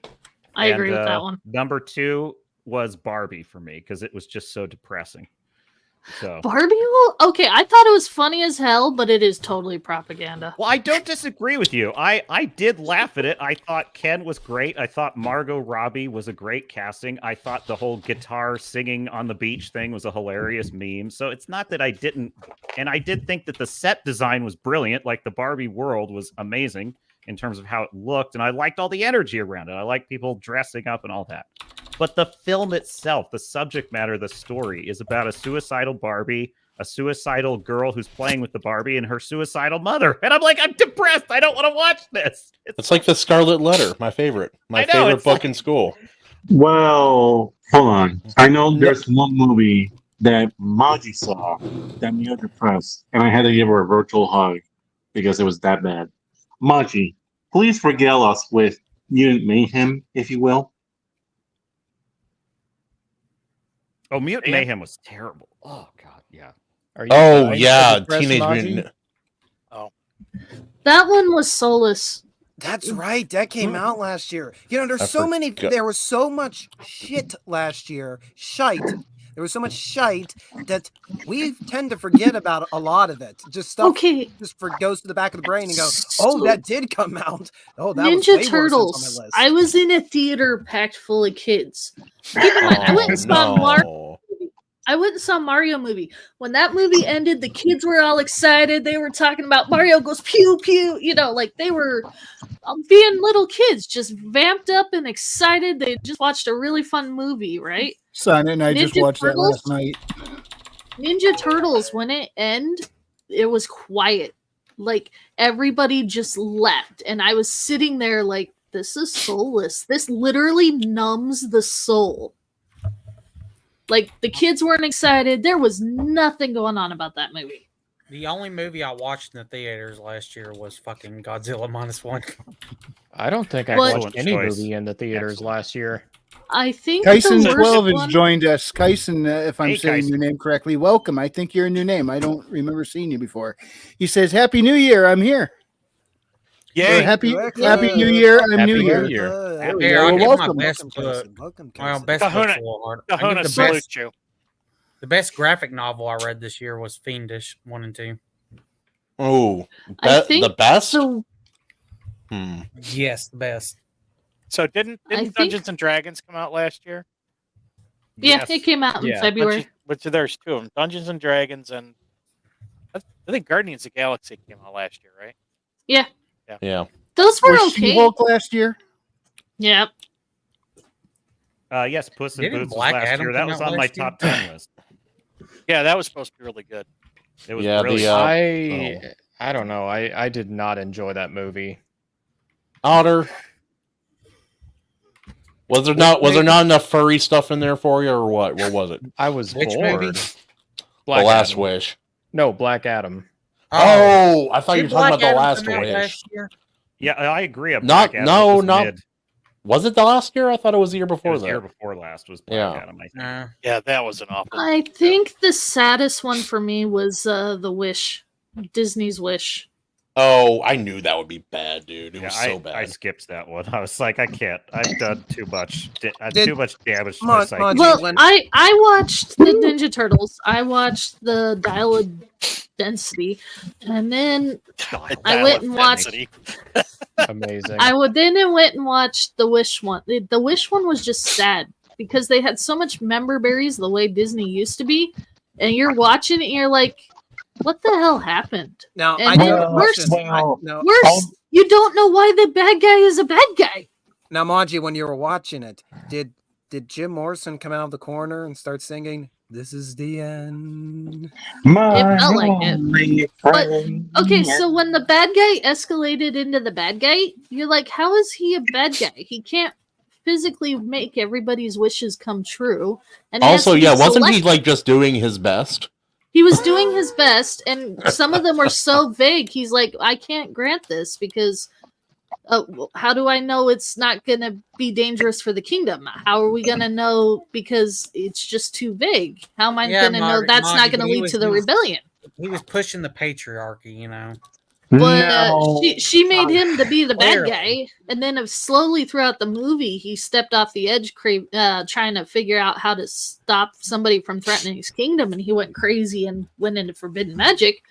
But for him to be the bad guy, he didn't actually do anything wrong. Yeah, he's a man, and that's a problem. That's exactly it. But this is Disney. It was just sad and depressing. Maggie, you don't understand. Everybody needs to indulge their every single fantasy in order for us to have world peace. Otherwise, sexist, homophobic, xenophobic. You know, Don't forget I'm that. a capitalist. I am a total capitalist, but I am willing to admit that to a certain extent, consumer culture, unmoored from like a morality or a common purpose as a society, results in a kind of constant narcissism. Life is about getting things. Life is about getting all the things I deserve, and it's like that is why Disney is so morally bankrupt, because it's so full of people who think this way. And I think another problem, and it's not even totally a woke issue, but like one of the reasons why every villain now is a closeted hero and they're the morality is inverted. Like, I hated Maleficent. I hated it because I love the original Maleficent character from the film. She was terrifying in the OG film. Yeah. But they have to make every villain a hero now. Why are they doing this? Well, I think it's because they are copying the phenomenon that was Wicked years ago, which is a great novel and a great play about how the Wicked Witch of the West had this kind of sympathetic backstory. She's not quite the villain you thought she was. Now, that was in the hands of a writer that had a vision, and it was something kind of great. But I think what's happened is Disney has utterly copied that trope into every single one of their villains now. Every villain is like Captain Hook in the Peter Pan and Wendy movie. They're not evil, they're just misunderstood. Dude, in the Peter Pan and Wendy movie, the story of Captain Hook was that in childhood he was a lost boy, and because he wanted his mommy and he left Neverland and it pissed off Peter Pan cut his hand off. I'm like, this is evil. Can we just go back to Hook when he was just crazy? I know. That's the point. Gentlemen, the problem is, I love a good redemption arc. I really do, but they're getting them all so wrong. I think part of it was Loki from Fetch, not the Marvels, Avengers. But I can't, sorry, saying it wrong. But I think part of it was Loki was such a fan favorite because he was a sympathetic character that it solidified. All right, that's what we got to do all the time. But then they turned around and killed Loki. I don't think it was Loki. I think it was the reception for Thanos. No, this has been coming for. It's been planned for a long time. They've been doing trying to turn villains sympathetic for decades, and it's just it's interesting. Oh, sorry, hold on, real quick. Evelyn, you're not allowed to talk about movies anymore, man. I love you, but you're not allowed to tell me your movie opinions anymore. They're so bad. Why? Top two? What's top two? I'm missing. Is that top? He means Top Gun 2 was decent, but I could have done without the beginning and middle of the movie. He also hates what was it? Tombstone. He says it's a terrible movie. Okay, Evelyn, what's your favorite Western? I need a baseline here. He doesn't watch movies, and when he does, he hates almost all of them, even the Hold good up, his ones. favorite western is what is it? Wild Wild West. Yeah, that's right. Western? Tombstone, trash. Wild Wild West, masterpiece. 10 out of 10. Both are shit. Both are shit. You know for a fact Deadwood is 10 out of 10 gold. Oh, he corrects it. Josie Wales. Okay. That's a good offering. I retract really my like previous Outlaw statement. Josie All right, Wales. yeah, I respect that. Josie Whale. Okay, fair For enough. me, it- And in that case, the captain will allow the opinion that Tombstone sucks. For me, it's a tie between Tombstone, top Western. It's either Tombstone or For a Few Dollars More. Those movies are goated. They're so good. Oh, shit. You know for a fact, Unforgiven. Pale Rider's great. I love You Pale guys Rider. know for a love fact that Unforgiven. Unforgiven is the perfect Western movie ever made. Stormfront, you read my mind. That's exactly my favorite Western is Unforgiven. We need to have a podcast, me and you, dude. Fist pump from my side of the woods, man. Just total fist pump. Unforgiven is a tremendous movie, Dude, but I it's love it. it's very much a deconstruction of the genre, and I like the genre, so it's not. You know what, Kahuna? Like, here's the thing, though, about Unforgiven. It doesn't work without all that came before it. Like, it is a meditation on the entire genre. So it's not even fair to say, like, if it had come out before all the John Wayne movies and all the Clint Eastwood early ones, well, then it wouldn't be what it is. It's It like, wouldn't it have is- worked, yeah. Yeah, in a way, he is the end stage of life of all those characters that came before him, of the Pale Rider character, the John Wayne Man with character. No Name, yeah. Yes. If there was a finale for the Western genre, it's Unforgiven. For sure, yeah. The finale of the Western genre was Bone Tomahawk. And No. oh, what an ending it was. I've heard good things about that. I heard. it's- I need to see it. Wasn't it's that a Kurt great- Russell? Yeah, it's a great movie, but you You know will not what, forget certain scenes. in Wrangler, that what we movie. should do? What's that? Try to find a trailer for Missouri Breaks and show it to everyone. That one We looks should. good. Also, you could share the Western image I just sent on the Gilded too. Emily, for real, man? Seriously? I told you, you cannot listen to his movie opinions. They're all bad. He's a great musician, a great guy, but we can't talk about movies. Emily, Emily, I can just tell you, you would hate my favorite movies. You would hate all my favorite movies. He hates Indiana Jones now as well. The original, the OG Indiana Jones. Emily, you can't get through Unforgiven. Get ready to join me for 4 hours of Gettysburg. Come on, let's do it. I actually like Emily, Gods and you're gonna get a Generals more than slap. Gettysburg. You're gonna get a We'll have a slap. talk about that someday. I really What does like Emily Emily think about Titanic. I gotta know. You're gonna get your ass beat by the Stormcrow. How dare you not respect Unforgiven? Oh, okay, like Indiana Jones. fair enough. No, because he went on a full rant of, when he found out like the true implications of Indiana Jones and what's her name from the first one. Oh yeah. Oh yeah. Hey, Kuna, do you have access to the official trailer for Missouri Breaks? I can find it. Also, Garrett, in the meantime, this is an image I had commissioned recently for a comic idea. It's a fun That little looks thing I was rad, working though. on. What kind of story is? I mean, it's a great image. What kind of story? This is concept art for now, but it's a comic concept that I've had for a while, and it started off as a meme, and I talked it through with a couple of people in my own life, and then I developed a kind of loose story. It's very episodic. Basically, it's a character who, when he yells "woo" loud enough, he can transform certain aspects about himself and become who he needs to be to deal with the situation. And obviously, there's limitations, but it gives the story gives me the ability to kind of Wait. So we know where this is leading to, right? I don't know. It depends on what sick thing you have in your head, Billy Bob. Well, brothels did exist. That image is not an old. It's not a antique, or it's not from a pure older time. It's from a modern time. He went a little bit far with some of the outfits, but So is yeah, this supposed to be set in like the Old West or like an Old West style fantasy world, or kind of what? Nope. This is there are some fantasy elements, but it's our world. All of the buildings are based off of reference pictures I took on a motorcycle trip I was on. Nice. And so it's meant to be modern, but in a place where time kind of stopped. That's why it looks the way it looks. That looks awesome, by the way. Thank you, I appreciate it.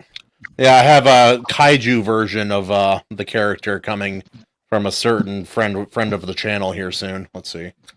Nice. You know, interesting question, Captain. I want to ask you, what is your honest thoughts on the concept of deconstruction? And to you, what is like the best example and the worst example of that? I don't know. I'm not define deconstruction for me. Deconstruction is something like Unforgiven. It examines the genre and it deconstructs it to make a story. And in my opinion, Unforgiven is like the go-to for like Western deconstruction, along with like Red Dead Redemption 1 and 2. And Logan is a version of that for superheroes. Yeah, that too. I don't know if you're right there. Deconstruction. I think it depends on kind of where your heart is as a creative. You know, if your heart is, I want to like explore, I want to get into this story and explore it from another angle, explore it from a place that it hasn't been explored from. I think that's a noble ambition as an artist. You know, so I guess Unforgiven obviously is an example of that. Like, what if we examine what is the real cost of violence in this context of a Western? Because in a Western, violence is sort of glorified.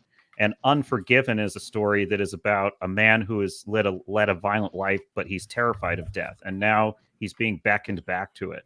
And so in that sense, you're getting inside the Western character, but you're exploring him from another angle that takes the consequences of that seriously. Now, I think that's a good goal.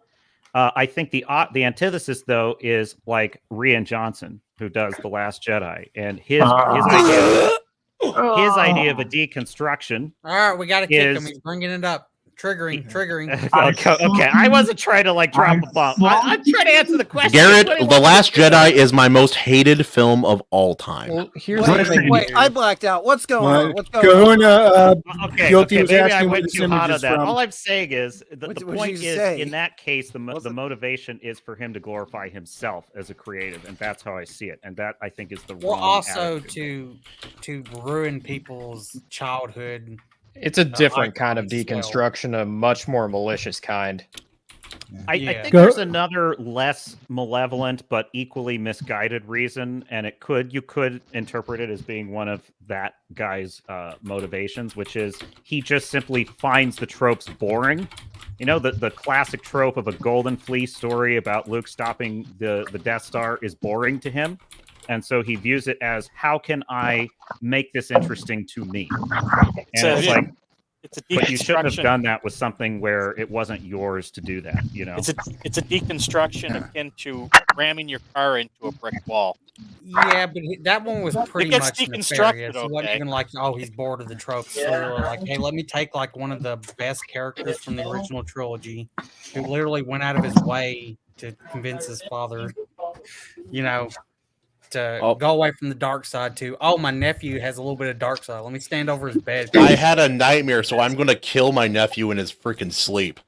I would say reasonable. A Song of Ice and Fire is kind of a deconstruction of the fantasy genre. Oh yeah, of specifically Tolkienite kind of. Yeah, because it's saying like, what if Cahoon Guilty has a question. Oh, I answered him, but yeah, no, this is concept art for a comic storyline that I've been developing. I'm getting concept art from different artists to depict different scenes. My idea is to have this ongoing story where each comic is done by a different artist with a different style, and with someone overseeing all of the art to kind of make sure that it blends well together when it's all said and done. And so this is a storyline of kind of the Western-like character. I told the artist, I was pretty loose. I gave him some reference images and said kind of what I want him to have. The gun in his hand for a sharp individual is the same gun on the front cover of Brian McCoppin's book, Record of the Paladins. And Demon Beavers. Yep. I told him I want this character to be the epitome of 10 foot tall and bulletproof. An old Western novel kind of term that you'd see thrown around here and again. But yeah, no, that's where that came from, and so that's the concept art for that. There's going to be a kaiju version of this character, kind of like think of like a large Titan from Attack on Titan kind of character, and so that'll be a fun one too. Gonna walk around naked without genitalia? Oh no, genitals included. And they are substantial. Did I tell you I have 2 wigs? Anyway. Are they substantial? Raven Nevermore says Happy New Year.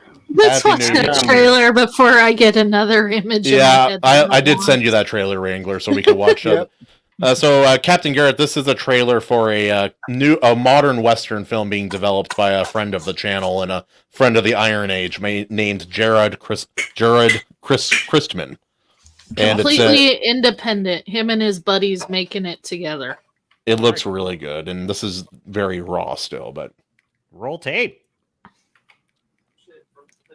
I mean, they're making the music and everything themselves. Whoop. Is that too loud? Nope, full screen. No, it's fine. I want to ruin my eardrums. I'm curious, Bill. How did Missouri lawman end up all the way out here? Back in '62, I rode with Grant and we went through Memphis on our way to Vicksburg. I remember thinking, Memphis is a nice town if it wasn't on fire. I don't mind going back there. After the war, I moved home to Missouri and some damn fool talked me into being a lawman. I didn't see that coming, but I was good at it. Wearing a badge and cracking heads.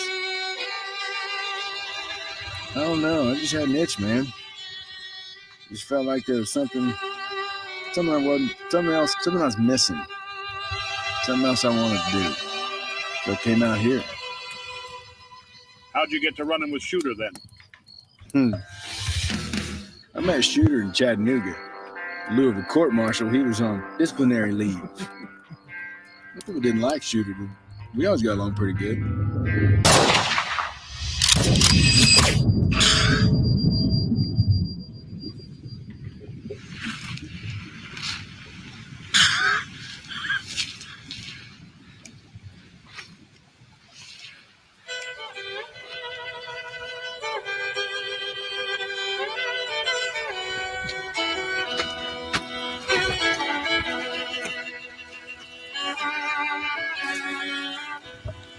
I'm digging the music. Sooner or later, every man's got to make a choice. On the back end of that choice is where a man finds out what he's made of.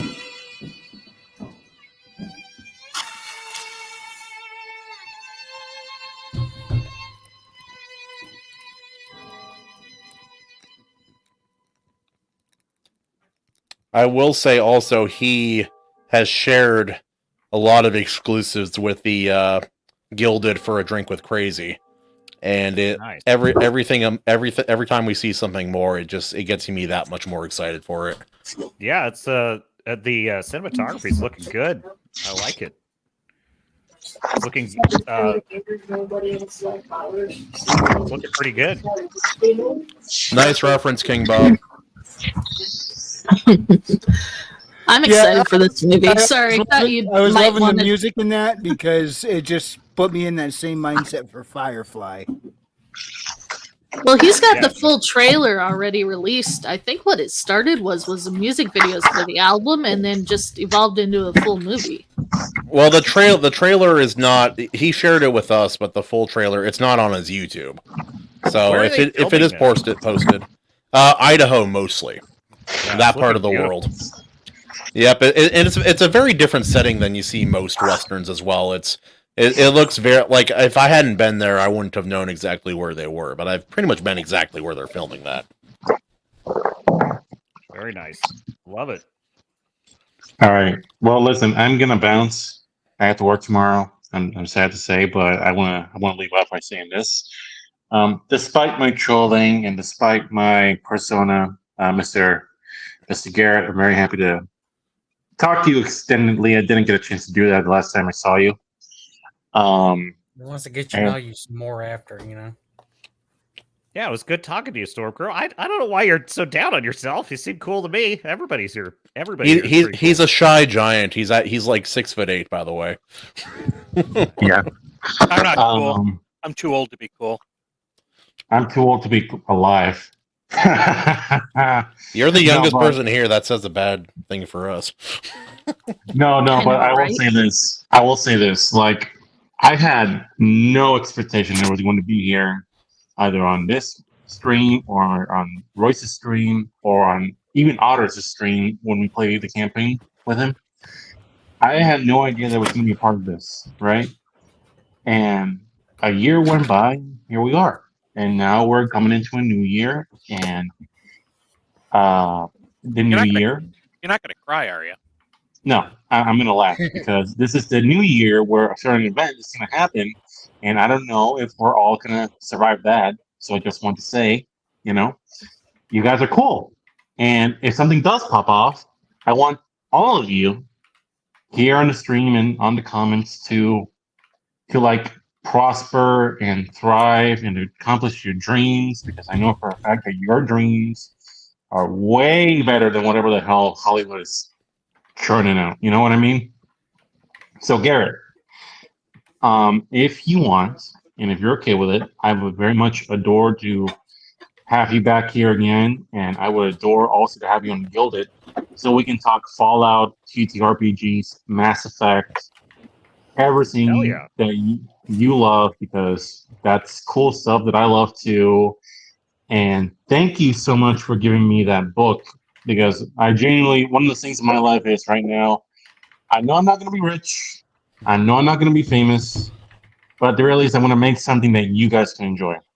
So any tool, any rule, any help that I get, it's just one more step in making that happen. And Looking you guys for are the space vampires. Yeah, you're gonna love them. You're gonna love them, and hopefully you guys think I'm awesome. I said you, Billy. We all know you love Alvin Cock. Whoa. Anyway. I mean, I'm not the one who was talking about Otter wearing him out in the back, and he couldn't walk. He was having succubus with goblins. Just murdering him. All right, all of you. Hey, that got weird. But yeah, all of you, let's hang out, Stormcrow. I'd love to talk, dude. I could talk Mass Effect for hours. I just finished playthrough 100. So, and listen, this is the beautiful thing. If you hate the ending, you can just get Fate, the TTRPG system, and rewrite the Mass Effect trilogy with your own playthrough. Or you guys could talk about the best Mass Effect game, which is obviously Andromeda. Shut the fuck up. Hold on, which Mass Effect is your favorite? To play, my favorite is 3, actually. No, favorite overall, not just gameplay. The first one, definitely the first one. Okay. Mass Effect 2. That's the one I love. Shut the fuck up, Stormcrow. I'm so tired. You shut the fuck up, you fucking androgynous fucking gremlin bitch. Its main story is so fucking not great. Readout, I'm sorry to read about that vicious assault that you just had happen on stream. I'll send prayers your way. I hope the hospital is able to take care of that. Readout, I fucking told you to keep your mouth shut. Whatever happens between the bedroom and you, it's between me and you. God damn. Don't let the fucking... You're just mad because I let your electronic lady love die to Billy Bob's Foxy in the last game. She didn't die. I have her memory chip. Yes, she is. She's kind of like Ted in the end of the first Ted movie. Will you love me forever? Well, you know what? We'll see. We got the 13th coming up, which, by the way, Garrett, you're a cool guy. Please watch us play that game and give us the feedback. Like, we get really retarded in that game. Really, really retarded. That's how you play an RPG. That's how you do it. You don't do it. Yes. I don't know a single RPG group that doesn't play that way. Otter is here. You can ask him. He wanted one of us to die in the last campaign, and he didn't anticipate us nuking. Skipping the final boss fight and then nuking the facility. That wasn't time. Otter, please tell us what had to be rolled. I was almost this close to convincing the final boss to kill himself, but you guys came in and messed the whole thing up. No, it wasn't them. It was all me. I tried to convince him that his dead wife would want to spend the afterlife with him. But then I mentioned she may not be in heaven. Afterlife is not real. Really, We will let you know, skunks. Oh, Garrett, I'm serious. You can ask. I'll send you a link. One more turn, and I could have gotten this guy to do the Fallout 1 master ending, where he kills himself. Oh no! Wait, what now? No, you should join your dead wife, who's probably not in heaven. Is there really a heaven? Dude, I love this Mass Effect chat that's developing here because I have so many thoughts. Mass Effect 1 is the fucking go. Mass Effect 2, I just love the companions. I really do not give a shit about the main story.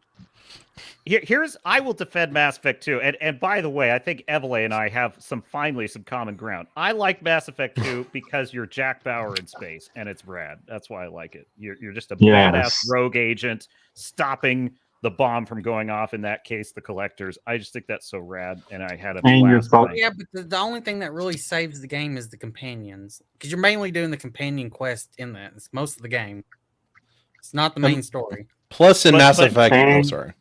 And Mass Effect 3, yes, the original ending. I literally was going on Facebook and putting BioWare respectfully on blast, and they actually did respond to me, and.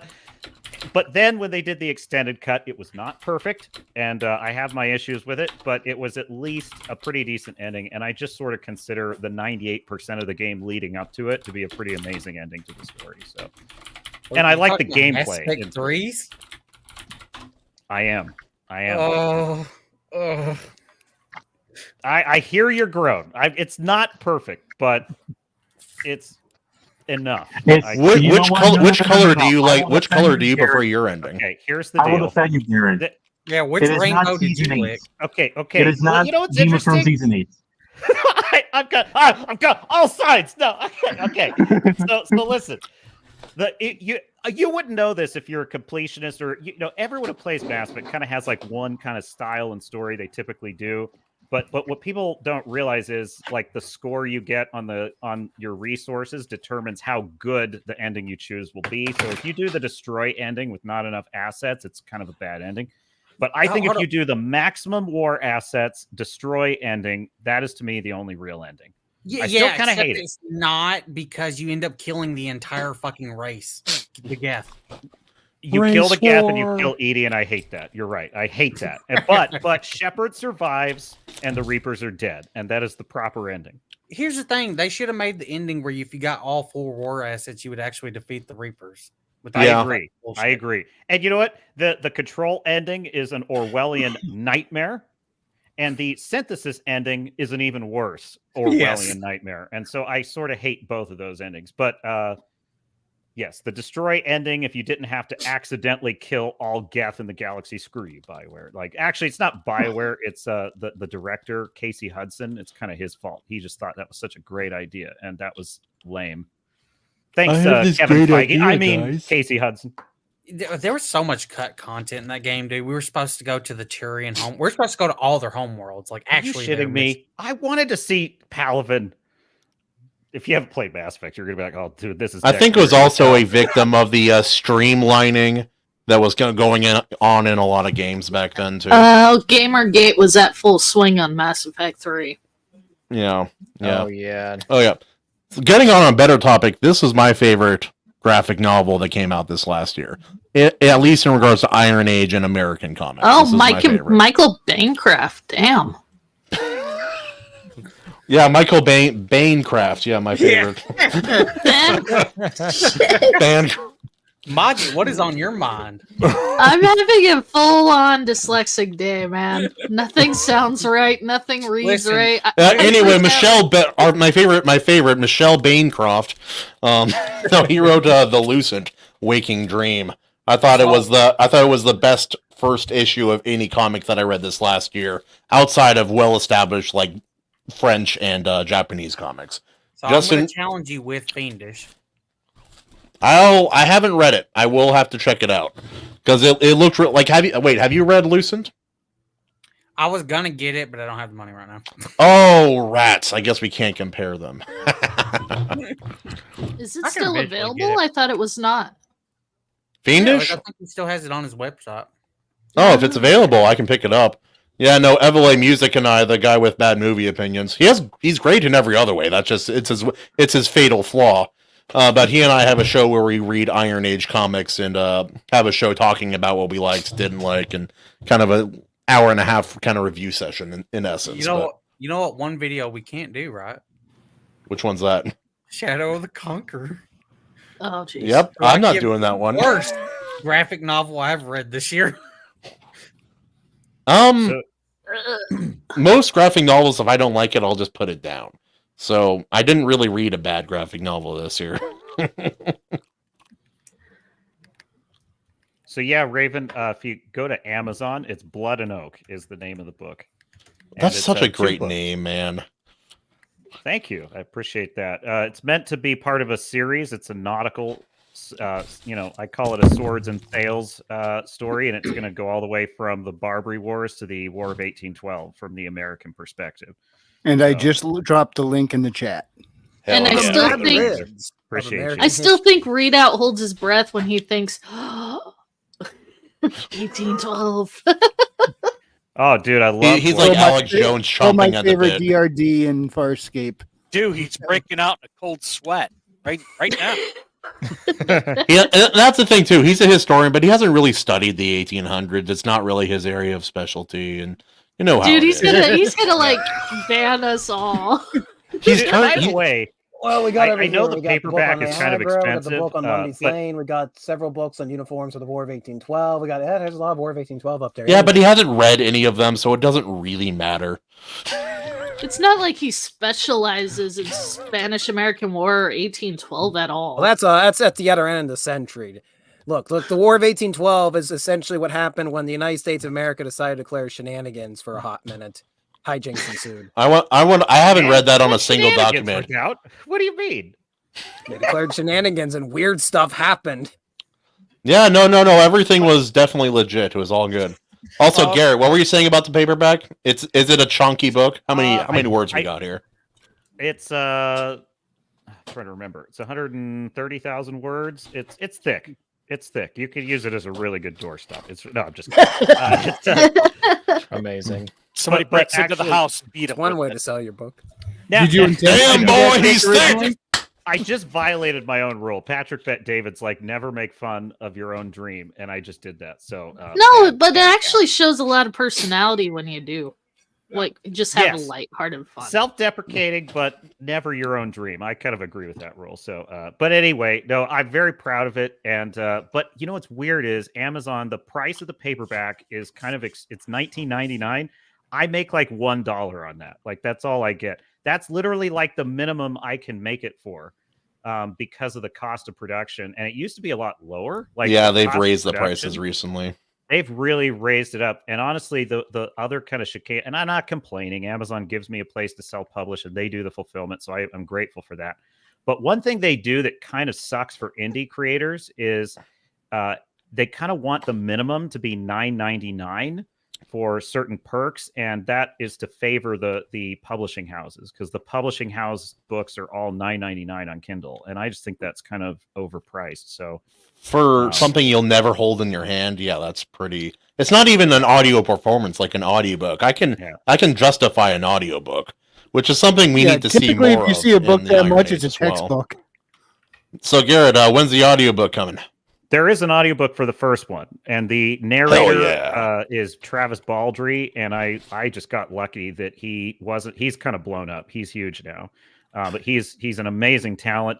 I literally said, like, dude, name your price. I'll hire you to do the second one. And he loves the book and he loves the characters. He loved doing it. He just said, no, I can't, bro. I'm booked up for 3 years. And because he's doing the Will White series, the Will White fantasy series. That'll keep him busy. Yeah. Oh yeah, he's I feel a little bit starstruck now when I talk to him. I like the fact I even know this guy. He's huge now. Like before, it was like, oh yeah, no, we're just business associates, and then he blows up. You're like, sir, can I have your autograph? Or is that weird? So, King Bob, the answer is 2 books in the series. The first 2 books I kind of think of as a season 1 of the story. So it's a very complete and self-contained story if you read both of those. And then I'm working on the 3rd book. So there's going to be 3 more. It's kind of going to be my season 2. And the Cap has been very distracted by my channel and other things I'm doing, so I have not been writing enough lately, but I'm working on it. Yeah, you went for a marathon yesterday. I thought I missed your show completely, and when I got in the car for the hour drive home, you were still going. And you finished just as I pulled in the driveway. Yeah, I don't know if that's a good thing or not, because honestly, I just have fun. I just have fun with the chat. Well, it worked well for me. I had talk radio the whole way home. I need to catch some of your streams, man. I had a stream yesterday where I was gaming, and everybody who was there was in some part a sadist because of the game I was playing. Oh, dude, I was getting frustrated for you. Oh, were you there for the big drop, or were you there, or did you miss that one, Rink? Oh. It's a game where it's just Jump King. You just jump up. That's the only mechanic, but it's very, very hard and very punishing if you fail. I lost 40% progress. There are in many about 2 minutes. There are many sloped surfaces, and if you hit that, it kind of funnels you down 3-4 screens that you already cleared. You got to do them all again. Yeah. Oh, that game is hell, but I want to do it again. So, dude, you're gonna be like Gray Still Plays. I mean, that dude's like masochist incarnate.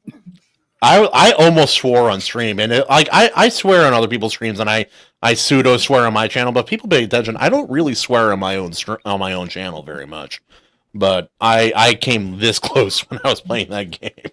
I fell down a total of like 11 or 12 screens. He saves it up for this show. Yeah. When I started this channel, I said to myself, I'm not going to have any cussing on my shows. That lasted all of. Hey, will you watch your fucking language? Fifth of a show. I've got a New Year's resolution because my stream last night, I was like, you know what? I dropped a lot of F-bombs. And that was a little unusual for you.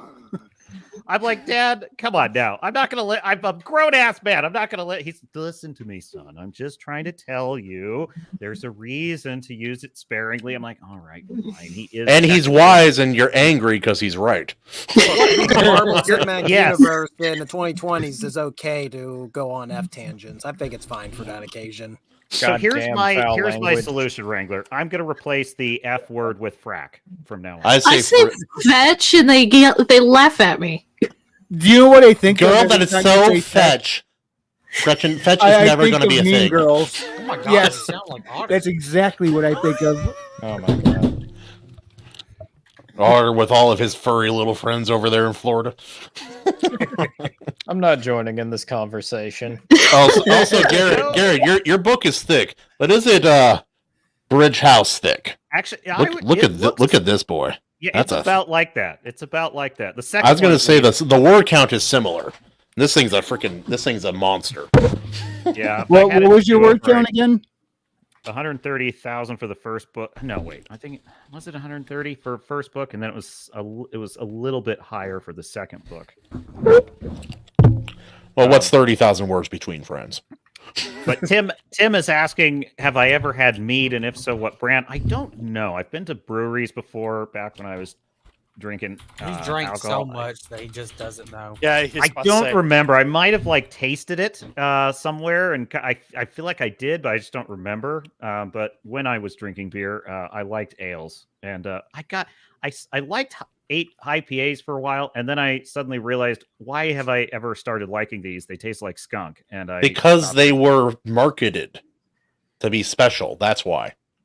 That's true of all alcohol, honestly. Though it's really just poison that we're trained to think tastes good. It was like grunge music in the Seattle grunge music in the 90s. Everyone's like, "Oh, it's great." I'm like, "You replaced hair metal with this? Are you serious?" But yeah, I guess I settled on sort of red and dark ales was kind of my favorite. So I'm with you. Not a bad way to go. Oh, but yeah. So everyone, what was a favorite book of the last year that you read? Mainstream, Iron Age, otherwise. I'm curious. For me, I've read almost 100 books, so I'm not sure. Mine is it's actually surprisingly mainstream, but it's based off a true story, and it was approved by the person who it was written off his son. It was The Tattooist of Auschwitz. It was actually really good. I've I heard good things about it. Hold Probably up, from your you. favorite book you got this year, Christian, was The Fourth Wing. So, Garrett, for Christmas, some of my family was kind enough to get me some books. So they did the best thing to do. Instead of going to my Amazon, they went to fruit, dude. They went to Costco. They're like, "Oh, hey, there's Which this book is being mainstream Washington, right? Yeah, In the heart mainstream of the Washington Wizards of the State. Coast area. I could say that because I'm stuck in the same Yep. hellhole. I mean, God help you. They got me an unwanted sequel for Aragon. One other book that actually sounds like it could be cool, and then they got me The Fourth Wing, the most heavily marketed fantasy book. See, Herman? Yeah, no, I saw it in. Look, Kahuna, it's the thought that counts, man. It is, but they didn't get me one. They got me that one and the sequel, and then we read the back of it. I'm looking it up. It was so bad. We didn't read the back of it. We didn't read the back of it. Otter read the blurb, and the blurb just kept going and going and going, and we went, how is this fitting on the back of the book? So we looked up the back of the book. It's a scene on the back of the book, so we read that as well. Effer, I have it right here. Let me see. You know, the last great book I read that was fiction was Joe Abercrombie's last book, which was the conclusion of his Age of Madness trilogy. What was it called? A Little Hatred? No, what was the? Oh, that's part of his second trilogy. I think. Madness of no, not the Madness of Crowds. Not Madness of Kings. It's a different one. my favorite. It was great. My favorite indie book though had to have been Revenant in the Tomb, but that's just 'cause I couldn't put it down. Yeah, no, that book was really it was just. And I'm so not solid. saying that because he's in the room, but you know. Is he in the room with you right now? No. Last Christian got a Argument little of Kings jealous. was the name of the book. That's a great book. Yeah.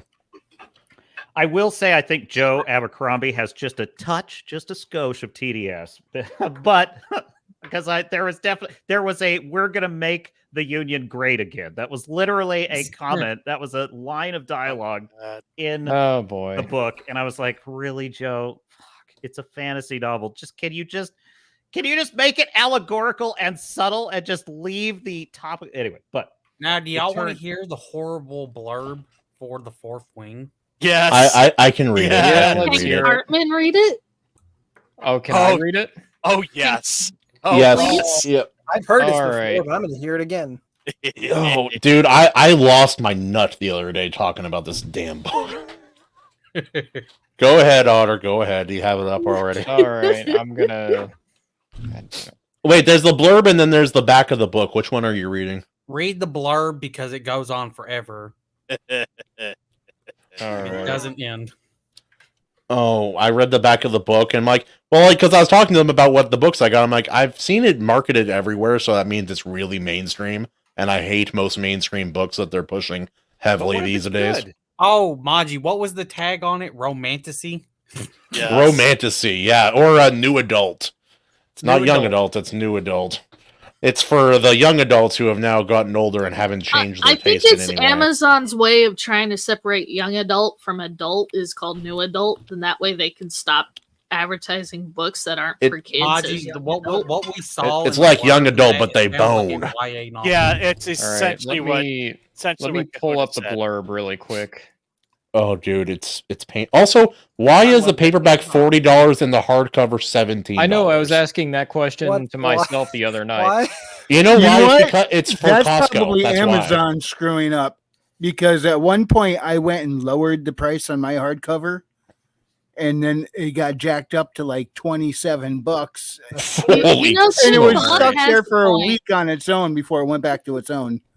And King yeah, Bob has a Maji, we point got a here. fan. Are you guys ready for Cartman to read off the blurb for this book?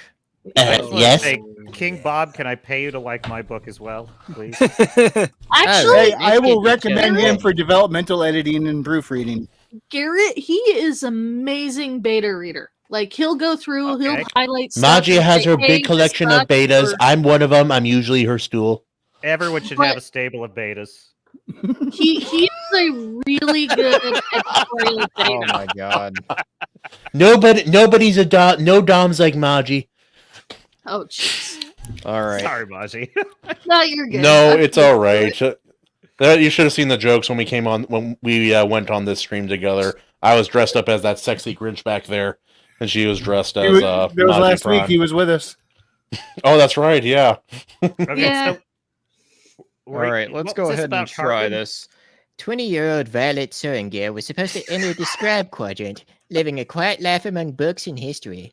Now, the commanding general, also known as her tough as Talon's mother, has ordered Violet to join the hundreds of candidates striving to become the elite of Navarre, Dragon Riders. But when you're smaller than everyone else and your body is brittle, death is only a heartbeat away. Because dragons don't bind to fragile humans, they incinerate them. With fewer dragons willing to bond than cadets, most would kill Violet to better their own chances of success. The rest would kill her just for being her mother's daughter, like Zayden Riorson, the most powerful and ruthless wing leader in the Riders Quadrant. She'll need every edge her wits can give her just to see the next sunrise. Yet, with every day that passes, the war outside grows more deadly. The kingdom's protective wards are failing, and the death toll continues to rise. Even worse, Violet begins to suspect leadership is hiding a terrible secret. Friends, enemies, lovers, everyone at Basgiath War College has an agenda, because once you enter, there are only two ways out: graduate or die. Dun, Nice. dun. I love it. Nice. The back of the book is even worse too. back of the Like, because book that's is the so- blow. Hold the on, back- wait. I thought that would be the same thing. No, it's Nope, not. Nope, it's not. I looked up the back of the book and then sent the picture in, and it's literally a scene from the book or some shit. Okay, okay. Back Unresolved, of unresolved, Force unresolved textual tension. It just had gone over Earthwing, and I had listened to most of the time. It's bad. It's pretty. So wait, It's- so it's real bad. Kahuna, have you read this book or not? You're not. No, I have not read this book. It was sent to my some family members gave me not only this book but also its sequel, and I knew nothing other than it was a mainstream book. And then I read it and I despaired actively after stream. Everybody's like, "Oh, I want to see that." I'm like, "Oh, nope, I didn't actually do it on a recording." Whenever What I'm a shame. shopping for Christmas gifts, I always go to the bargain DVD bin at 7-Eleven, and I just stock up. Well, look at it this way: if we ever have a run on toilet paper again, you're set. That's true. That's true. These are facts. Okay, I have the back of the book right here. I'm going to read this. Might have some black streaks from the ink, but you know. Anyone else feel like changing their mind? Zayden shouts, scanning the remaining rows of cadets with the same shrewd gaze of the navy blue dragon behind him. No? Excellent. Roughly half of you will be dead by this time next summer. The formation is silent except for a few untimely sobs from my left. It gets worse. A third of you again the year after that, and the same your last year. No one cares who your mommy or daddy is here. Even King Tari's second son died during his threshing. And So at this tell point, me I'm again. throwing it down into a gully. Do you feel invincible now that you've made it into the Riders Quadrant? Untouchable? Elite? No one cheers. That like when I read this book. Another blast of heat rushes, this time directly at my face, and every muscle in my body clenches, preparing for incineration. But it's not flames, just steam. And it blows back Rhiannon's braids as the dragons finish their simultaneous exhale. The breeches of the first year ahead of me darken, the color spreading down his legs. They want us scared. Mission accomplished. Oh my god. Because you're not untouchable or special to them. Zayden points towards the Navy dragon and leads forward slightly, like he's letting us in on a secret as we lock eyes. To them, you're just the prey. F! I'm still trying to recall. Okay. It sounds like they took Aragorn and frickin' something else and mashed it in with Twilight. What was it? Aragorn, Harry Potter, and Twilight, and kind of crammed it all But together. all the worst parts of all of them. I am so... I look into your eyes, and I see fear that would take the heart of me. Stop blaming, Kay. Have a good night, Raven. Good night, Raven. Good night, Raven. Bro, I have but It's the just thing is, sad, if I don't read the book, they will not buy me more books. So I will at least give it a shot. Just get the Cliff Notes version. The back is the Cliff Notes version, and I feel like swallowing the barrel of a. Never mind. I give it one chapter if you hate it. It sounds like. Listen, I think that an institutionalized story about students learning something like that, like learning to be a dragon samurai or whatever the hell it is, that could be interesting. But I just find if it's a young adult thing that they tend to all sound the same to me, and it's also in first person. Not the most favorite. Oh, I hate that. With that. Aragon is though, you know why I hated Aragon? Because I read that when I was pretty young. I was like a teenager when I read that. What I hated about it was at first he's learning to train the dragon or whatever, and he's going on this adventure. Like the first thing he does is go to this town, talk to this fortune teller, and she predicts his whole life for him. And I'm like, what's the point of me reading this? She's like, you're going to fight a great battle and defeat this great evil, and you're destined to win. Also, did you notice that did you notice that the magic system, if you read the entire story, by the end, it doesn't make any freaking sense anymore. I'm like, oh, with this information, this story could have been over in the first book. You know what's another one I read that I never liked was it got turned into a really cheesy TV show like in the 2000s maybe, and it was like The Seeker of Truth was the show that they made. Yeah, bro. Well, I can't remember the name of the book series though, but I read like the first book and I liked about 2/3 of it, and then I got to the end and I was like, this sucks. I just don't like this. But the show was even worse. The show was terrible.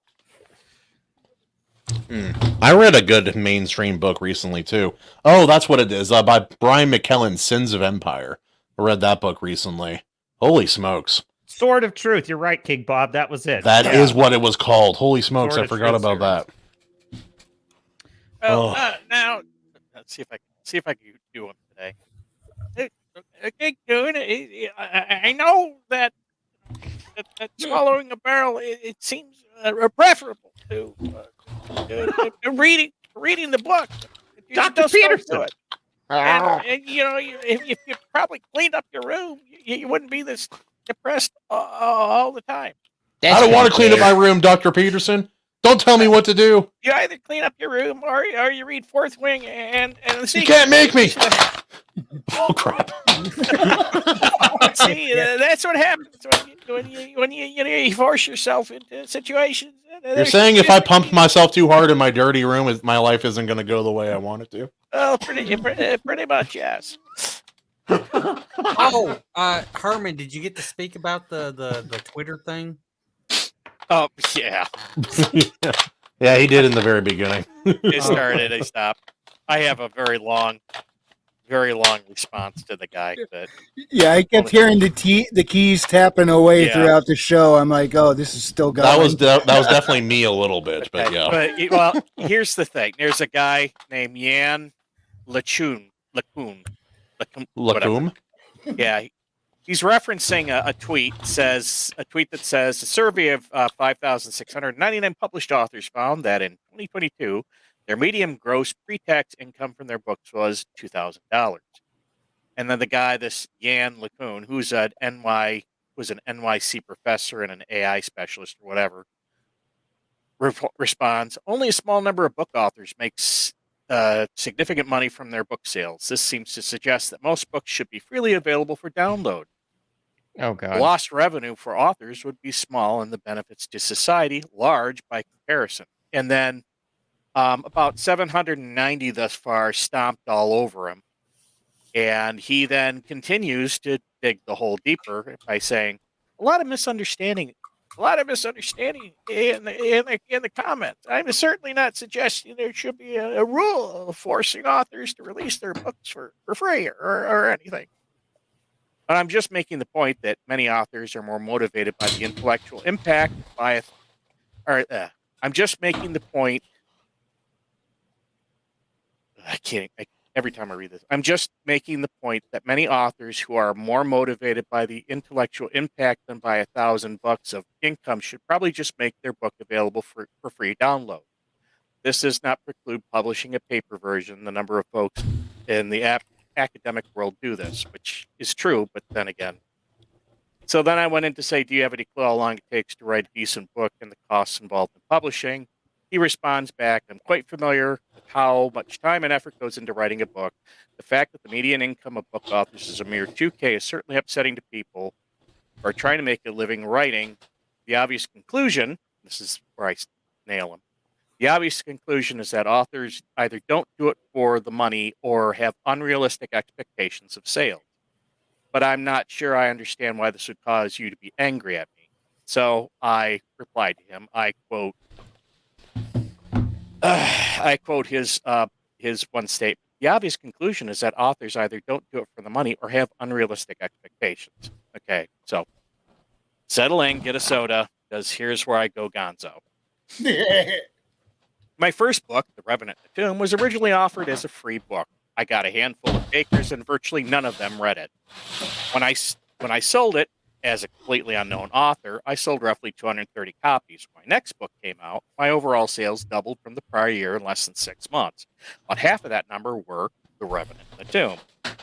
When I publish my next book, I will, without a doubt, sell even more copies of The Revenant in the Tomb. And as I continue to publish more books, so long as they don't suck, I will garner more sales and followers of my writing. This is how you build a brand. It may take a decade before I start seeing real sales, but much of that has to do with output, consistency, marketing, and promotion. However, as you put it plainly, your unrealistic expectations is someone else's potential backlist moneymaker. So you've already concluded how things work, so I should just give them away. Small businesses start this way all of the time. It's been like that for centuries. Lots of them go under, but some of them, those with hard work, persistence, and a decent product, grow larger. In fact, this is how life works outside the company existence in academia. And if people are pummeling you on this issue, it's because a lot of us who live in the real world are tired, some of us who live in the real world are tired of detached academics lecturing us about how things should work when the rest of us already know that what's being proposed is a stupid idea. Like, really stupid. People give away free books all the time. Conventional wisdom within the publishing community, and reinforced by my own results, is that this is a terrible way to get people to read your books. So in short, offering books for free is almost an assured way of not contributing to the benefit of the all. Does this clarify things for you? Yep. And he didn't respond. I expected him not to. Yeah. He either would not have responded, or if he did, he would have immediately have gaslighted and said, "Oh, you don't understand his real point." Yes, he's much smarter. Either that, or there's so many other people hitting him with stuff, just like you're saying, that he's overwhelmed. You see, he hasn't watched Rick and Morty, which you need to do if you're going to understand these higher level concepts. Well, I'll have you know that watching Rick and Morty is statistically better for you than going to NYU. It's all in the studies. I mean, the propaganda's still there, but it just doesn't quite hit you the same way. This New York Times guy sounds like the same kind of like commie loser that's probably out there saying, "I stand with SAG-AFTRA." And I support actors being paid and not believe all women. But he's probably believe all academics.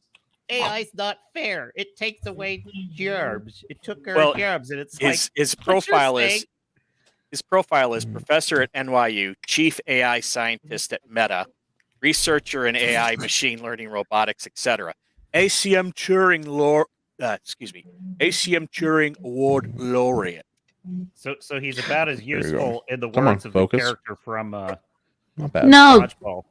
it's worse. If he's an AI scientist, he wants the free downloads so that he can perfect the AI program. Pretty much. I'm going to drop that. It took me 2 years to get these, by the way. I'm very excited for them. These are, for those who are wondering, these are Stormlight. Brandon, these are models based off of the characters in Brandon Sanderson's Stormlight novel. It took me 2 years to get them. Immediately drops it on camera. It would have been broken half. I'm not. They're high quality, so they can afford to be dropped. We got a little Silphrena here. Yeah, no, these came out so good, dude. I used to paint miniatures all the time when I was a kid. I look forward to throwing some paint back on these guys too. But that's what it sounds like. It sounds like the guy's trying to make it free so that he can feed it through his AI program. Because here's the problem with the AI program. It's just going to keep recycling and recycling. And each time it recycles, yeah, it gets a little bit better. But it also regurgitates more garbage as the more it recycles through. Especially with all the really bad junk. We probably have to be much more alert now when we're filling things out, because Herman, didn't you say you came across something where it wanted you to check a box saying that they could use your writing style for AI training or something? Yeah, well, yeah, what they did is Apple, for the audiobooks, Apple had an agreement with Findaway to say, oh, and by the way, by selling your audiobook to Apple, you sent to us to use your book to train our AI until you tell us to not do that. And I was So like, shifty. yeah, I didn't find out about it till early last year, and I'm like, okay, I gotta say something. So, and apparently enough people jumped at Findaway about that they were like, the response I got was like, nobody is going to use your stuff for anything. It's okay. We took care of all of that. So there are a lot of people who are hot about that, and I don't blame them. Yeah, I'm going to be watching for that kind of stuff to be snuck in, because I don't want them using my. I don't know what you would call my writing style, but apparently people like it, so I don't want to like have this machine replicate it, and then I'm no longer needed. Oh, and there was a good response to this guy's quote conclusion. By that logic, since farm workers are underpaid, we should bring back feudalism. Because obviously they're just working for the love of their craft. That is brilliant. I love that. Feudalism is a great idea. Like right, or what was it, Herman? Your point was really well thought out and really thorough. That guy's point was very succinct, and at least as effective. Yeah. Well, when he says something like that, who did he just piss off? Authors. What do authors do? Right. So he's going to have a lot of material to go through now. I would ask this guy and be like, will you now be advising Hollywood screenwriters to do the same, to just offer their scripts for free? Will you be offering, should directors direct films for free? Like, what? Dude, this sounds like an argument. I'm a blue collar worker. I should just build my buildings for free. Honestly, I don't know. Dude, we all know you're doing it just for the intellectual stimulation. Yeah, exactly. Obviously, only people teaching gender studies at a modern American college is worthy of a salary. Yeah, I just think these tech companies are strip mining. They're just strip mining us for like all of our intellectual property. They're just strip mining. You know, part of why the strikes were happening is because they're figuring out too late, these low tier actors, that they are being strip mined, you know, for their Hail Fu Man Blue. Fu Man Blue in the chat. Fu Man Blue, founding member of the Swords and Starships channel. Hello. Welcome to the stream. You got my naturally high voice compared to that. Damn. Gee, I can match you as well. Yeah, and imagine how well he'll do when he uses the voice changer to match you. I know. No, I've studied voices a little bit, and I'm trying to get better at it. But no, I did learn a really good trick for a man trying to do a woman's voice. It's not about raising your pitch, which you should do a little bit, but it's more about where you generate the sound from. With most men, they generate the sound from their throat or from their diaphragm in their chest. And that's why it kind of has partially why it has that deeper sound.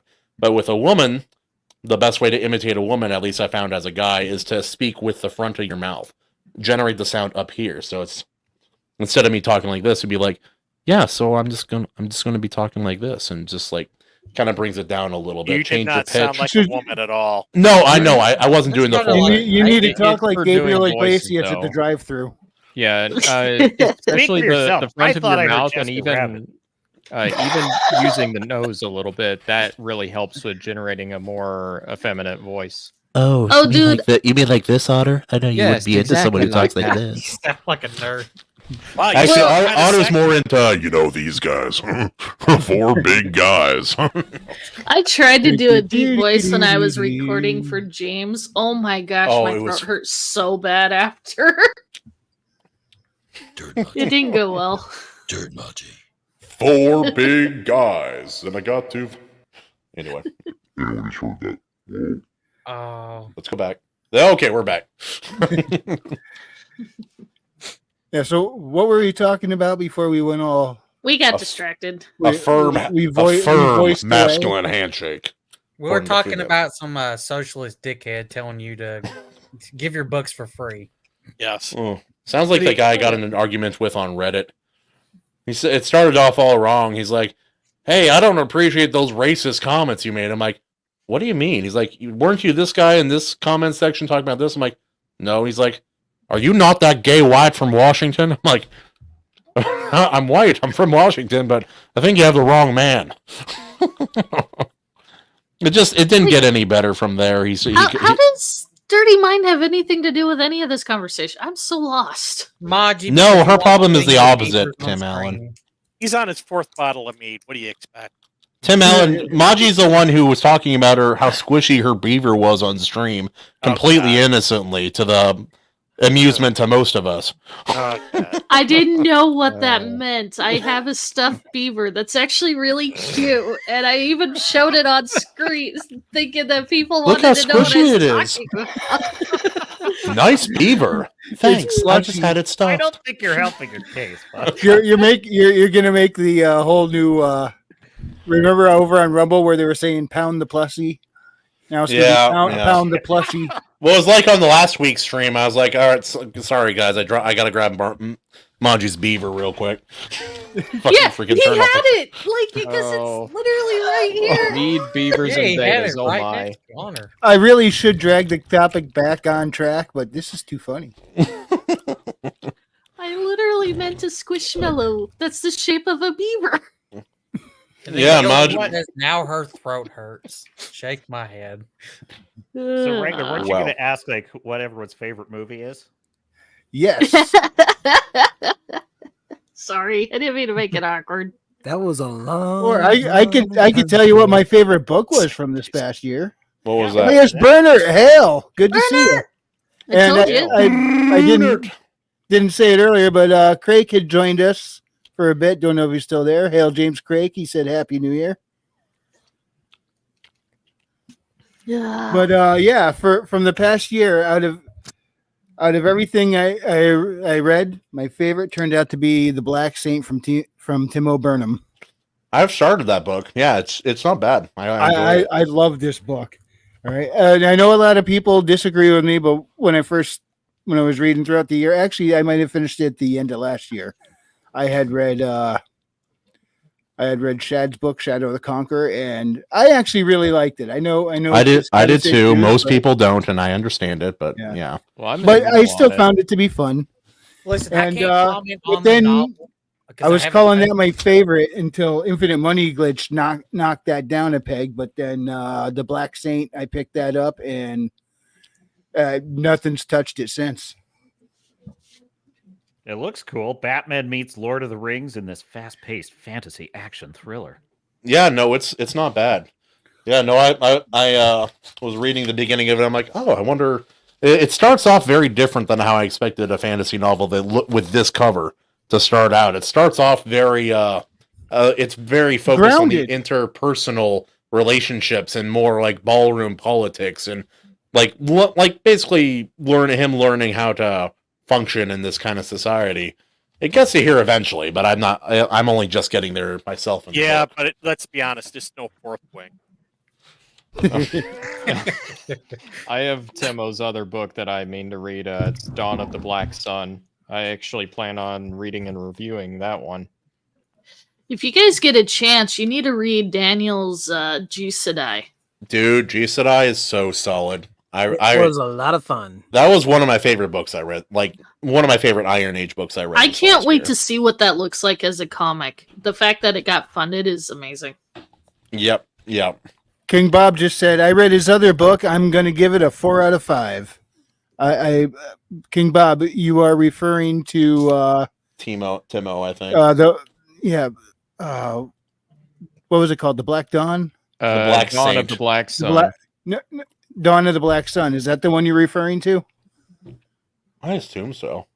Also, Evley, like you say, don't judge a book by its cover, but anyone who's like me and has gone shopping for books has purchased a book based on either a name or a cover and nothing else. And let's face it, a cover is a great way to grab attention one on a shelf with all the others there. Hey, that's what got me into mythicals, and I don't regret that. I can't wait for the second one. Well, other than a cover or name recognition, what is going to be your determining factor for buying a book? This is a bande dessinée, translated into English, of Michael Moorcock's Elric and Stormbringer. How much do I love Elric? I named my second son Elric. And look at that cover. Look at the name. Tell me you wouldn't see that and immediately want to buy it. Also, the art here is fantastic. I already have it. Yeah, see? I'm going through all the Elric novels again. Now, the audio version this time, and I freaking Moorcock's a demon with writing, man. He does such a good job. Not every one of his books are the best, but when he hits hard. A lot of people down on Fortress of the Pearl, but that's one of my favorites, honestly. I really like the opening that for it is a little slow, but that. once it gets going, it's really fun. Yeah, 100%. By the way, Tim Allen, my second book, Wolves Will Eat, has a map. It has a map. Do you have it? Get on to Herman for. Do you have one of your map copies? For Christ's sakes, get over it, Billy. I got to step up my game. Both of my books are mapless. Yeah, it's like being made. It's like being maidenless in Elden Ring. You need a map of the stars, okay? I'd have to find the image. I could probably share it. You're getting a map in the next book. Get off. Damn it! Thank you, Her. Thank you, Hedge. Make the map. Make the map. Watch it. In the bottom of the friggin' map is a tiny little print that you look under fetch a magnifying glass. It says, "I made your damn map." And then right below it reads off Billy Bob Sack was wrong. Also, while we're here, in any kind of media, what was the biggest surprise of the last year, positive or negative? Like, I remember I read a couple books that really, really surprised me with the level of quality. Can we give two options for positive and negative? Yeah. Everyone except Billy Bob, yes. Fuck you. Frequency's book was a positive. I still need to read it. No spoilers. It's no spoilers, but it's actually really well done. I said no spoilers. It's a good kid book. I like it. I think the biggest surprise. I never intended that to be. I mean, Monty, yes, I I kept wouldn't it even say kid friendly, it's a but kid I wasn't book. intended to be for kids. I was intended to be for young adults. I wouldn't even say it's a kid's book. I mean, kids definitely can read it, but it's not. It It's doesn't have clean. the simple prose of kids' books. It's actually got something there. What were I you think the biggest saying, surprise for me was like first it was Mandalorian season 3 sucking horribly. Oh, that was so I was disappointing. shocked by that, but then what shocked me was that every single Disney show was not just bad, it was an Horrendously absolute embarrassment to the How about that Loki season 2? It's so awful. I hate. Listen, I think did that like the actually- ending. I saw that ending scene, Wrangler. I agree. That is It's a not great Loki. scene in an otherwise terrible freaking show. Yeah, I believe I described it as a beautiful cherry put on top of a shit sundae. But Yeah, that's very accurate. Christian, you know what my negative surprise one's going to be? Wait. I think Garrett's got a rant. I could see it on his face. Wait, what? His kahunas are tingling. He's ready for a rant. He's got the R face. No, I'm always ready for a rant. You just, whatever you want me to tune up, I'll tune it up for you. Oh, It's like, yeah, kick on that speech music that you do. Oh, yeah. It's called Magnificent March. It's royalty-free music from Epidemic Sound. Now, He's like Bruce Banner. He's always angry. That's my secret, man. I'm always angry. No, I'm always angry at bad storytelling and arrogant creatives who feel entitled to our fandom screw up. Anyway, and who insult their fandoms to their face. The people who 100%. support them. Yeah, freaking that morons. little New York Times twerp, Herman, you're talking about. Yeah. Like, he strikes me as the kind of guy that's going to say he's going to defend a lot of this kind of behavior of like, the fans are toxic. Why are the fans so toxic? Just enjoy it for what it is. And it's like, there's a lot I enjoyed this year, but what shocked me was that even a broken clock should be right twice a day. Like Disney should accidentally make a good show once in a while, but it was such garbage. All of it was such garbage. And Ahsoka, I think, was kind of the worst. That I voted that as my worst show of the year, and that's because it had the most. The worst. And I saw She-Hulk. I could say most disappointing. I don't know if it was actually the worst. She-Hulk? Yeah, She-Hulk was not this. Yeah, it was the. Oh, I thought it was early this year. It was not this last year. It was last year. Well, yeah, we're blending all worst these because... shitty shows into 1 year. We can't really remember. It's just, It's been a stream of bullshit. But wait, hold on. I want to hear his rant. The reason why it was the worst is because it had the most going for it. Like, it had Ray Stevenson. It had a fascinating idea with Admiral Thrawn. It had I like Ahsoka in the Clone Wars. I think she's a great character, and I loved her ending, escaping Order 66.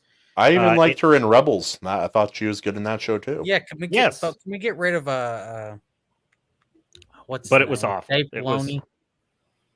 That's the biggest surprise of the year. I respected Dave Filoni until the Ahsoka show. I really did think well, he's proven he's done Clone Wars. I don't understand. He can't, the dialogue in Ahsoka is bizarre because it's like there's a thing in improv. If anyone's done improv, right? You never disagree with the premise. If someone says, "Hey, what's that hat on your head?" You don't say, "There's no hat on my head," because that kills the gag, right? You would just do a riff on it. You'd be like, "Oh, this hat? Why, this is my rabbit hat." Whatever it is, right? Now, in the show, Ahsoka, literally they spoil every dialogue because there's a scene, for example, where Ahsoka Hu Yang, the robot, says, "Would you like to hear a story?" And Ahsoka says, "Not right now." And it's like, "Here's your lightsaber, Ezra." He's like, "I don't want it." Every dialogue in this show is like this. I can't stand it. Anyway. Hail Pritchard Pub. Yo, Pritchard Pub. Yeah, no, I feel like I had some negative. At this point, I'm so cynical of the mainstream media that I'm not surprised when something is bad anymore. In fact, I kind of expect it. But I'm surprised when something's good. Oh, that's what I got. Yeah, you got. I know which one you can talk about. The one we thought was going to be complete fucking utter garbage, and you came out and was like, "It's okay." Oh, Hunger Games. Yeah. Yeah. We did me and a bunch of us did a reread of the first Hunger Games book, and we're like, it's actually good. It's fine. It's it's not this offensively bad thing I was worried it would become when we reread it. What was surprising? I went and saw Wonka. My brother invited me to go see it with his girlfriend. It was actually decent. Well, it looks like they had real Oompa Loompas this time. They did. But no, it was... What? How'd they get Ben Shapiro? But I didn't think I'd enjoy it. I actually really did. I mean, there was nothing deep in terms of storytelling. It was kind of just slapstick humor, but it just had that little Wonka magic to it. If you like Charlie and the Chocolate Factory. Yeah, what happened to the black chick? How did they write her off for the original? He actually reunited her with her mom. I thought she fucking died a horrible death in his factory. We found her dad. We found her dad in the chocolate factory. That's where he's getting the milk. Oh god, this just went dark. Pack of cigarettes. Anyway, I was trying to give it a compliment, jackass. I don't The Willy Wonka prequel. Maji's laying it to her beta. I'm sorry. Hold up, Christian. The prequel is 12 Years a Slave.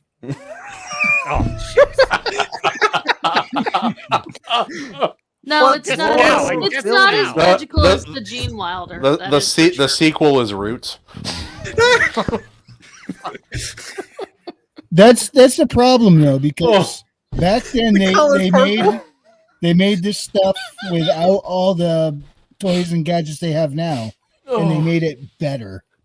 Yeah, well, that was a real set. Like looking back, like I watched the original again recently. The sets are incredible.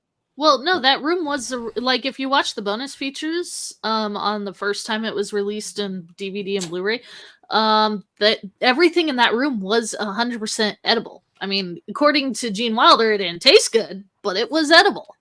Yep. I had a couple surprises this year. A few mainstream books that were really good, but the biggest one of all, there was I got recommended this by someone because I was looking for a good a fun romance story. And they said, "Hey, there's this webcomic." I'm like, "I'm not reading a webcomic." Like, no, that it got popular and they turned it into a physical book.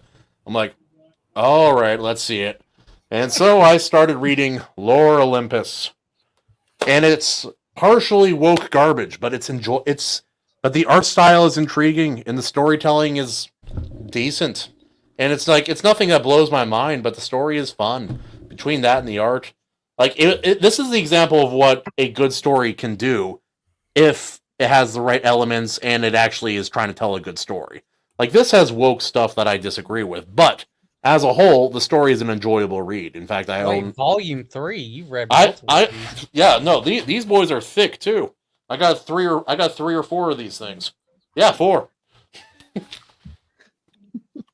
Like the art style is it's nothing that blows your mind, but the color palette, it's a fun read, man. Cute relationship, but everything pops. It's easy to understand at a glance. Yeah, no, like there's no confusion about what's happening in a scene. All the core things that you need in a good comic are there, and the fact that they took this from a webcomic and turned it into a really comprehensive, easily understandable book, it's pretty impressive. I really enjoy this. Do you think sometimes comic books suffer from being over artworked? Like there's so much going on, you look at the page and it's like, or worse, they have too much dialogue. Like everyone praises books that are really good at visual storytelling, and then they also praise The Dark Knight Returns, which is there's whole pages where the entire panel is like this, and the panels are this big going across, completely filled with dialogue and bad art. The Dark Knight Returns isn't even the worst example of too much. It's not, but it's one of the most popular. That's the thing. That is fair. It's baffling how popular that book is, considering how little visual storytelling is actually done in it. Anyway, that's my thing. No, between that, thank you for those words of wisdom, Tim Allen. Is character narration. So to recap, this Greek retelling based on a woke webcomic is better than The Dark Knight Returns. By the way, Tim Allen, you're right. The Gene Wilder's the only real version. Can't make it today because the body positivity movement is never going to allow the lesson of the chocolate river to happen in a modern movie. That's never going to happen. Are you kidding me? They're sensitizing freaking James Bond. No, what? James Bond is dead. He's incompatible with woke values. He's not he's a womanizer. He's a glove-trotting spy. He can't. You know what's weird? I watched the last one they made, and there's all that controversy. They're like, they're replacing James Bond 007 with a woman, and they like had all this backstage like BS stuff going on. I watched the movie. It's barely even a plot point. It wasn't nearly as offensive as all the BS talking points about it beforehand. See, I grew up with the Pierce Brosnan James Bond, and that was more of a comic book Bond. But my mom watched the Sean Connery Bond, and that was the man's man Bond. Oh yeah, five no's and a yes, still a yes. No, that's not modern compliant. That's not modern compliant. No, A nice Sean goat. Connery would have to be like, here's your consent form. Please sign here. Was that a Frank Caliendo one? She reaches for the pen. No, it's not necessary. Kahuna, was that the Frank Caliendo reference? Goat. I think it. Yeah, it must. Yeah, that was. I forgot. He was talking about people with the right types of voices and like. It's like if you're hot, you can Connery. get. If you're hot, you can get away with a lot. That's the essence of it. Frank Caliendo, there's so many voices. I wonder if he does any like instructionals on how he does it because you like to do voices, and so he's talked about it a bit in interviews. Yeah, that's a good question. Who is the best Bond? That's going around in the chat. We're down. Oh, Connery. The best Bond is the Bond we never got. For me, it's going to be Brosnan because he's the one I watched when I was growing up. I really dig Sean Connery, but honestly, what I think the potential greatest Bond we ever could have had would have been, if they did it properly, would have been Henry Cavill or Cavill. He was up for the role and then he lost it. And I'm wait, what about Roger Moore? He's fine. He exists. Roger Moore. Who was the first guy to play him? The first one was Sean Connery. No. There was one before him. Black and white. He went by Jimmy Bond in that version. No, there was one guy who did Her Majesty's Secret Service, and so there's a guy prior to it wasn't black and white. That was a color movie, and that was prior to Sean Connery. I can't remember the guy's name, but I remember seeing that. It was a good movie. Yeah, it was Casino Royale from a long time ago. I think that one was still black and white. It was the first time somebody played James Bond on live action. I thought the only Casino Royale was the Daniel Craig version. There's a black and white. It's not in the same continuity. This is like before James Bond became a household name. It was the first Bond movie, but it wasn't even called James Bond. It was just called Casino Royale. Also, whoever if anyone's read that OG story, the Casino Royale, the book, it's very grounded compared to the kind of comic cheesecake version we ended up getting in a lot of the later books and in the films. Like if you just read Casino Royale and isolate it on a construction site. No, and the most advanced technology there is like a blanket of tire spikes that they drop with a lever in the car. That's the most advanced technology you see. I was wrong. It's guy's name is George Lazenby. Lazenby, but apparently this was after Connery. After Connery left, so it's kind of like the bridge between Roger Moore and Sean Connery. Oh, so I thought that movie came before Bond, but apparently. Yeah. Now get this: really like, Moonraker is out of continuity. I hate Moonraker. I really like License to Kill with Timothy Dalton, though. That was a good one. I really liked Goldmember. That was my favorite. Oh yes.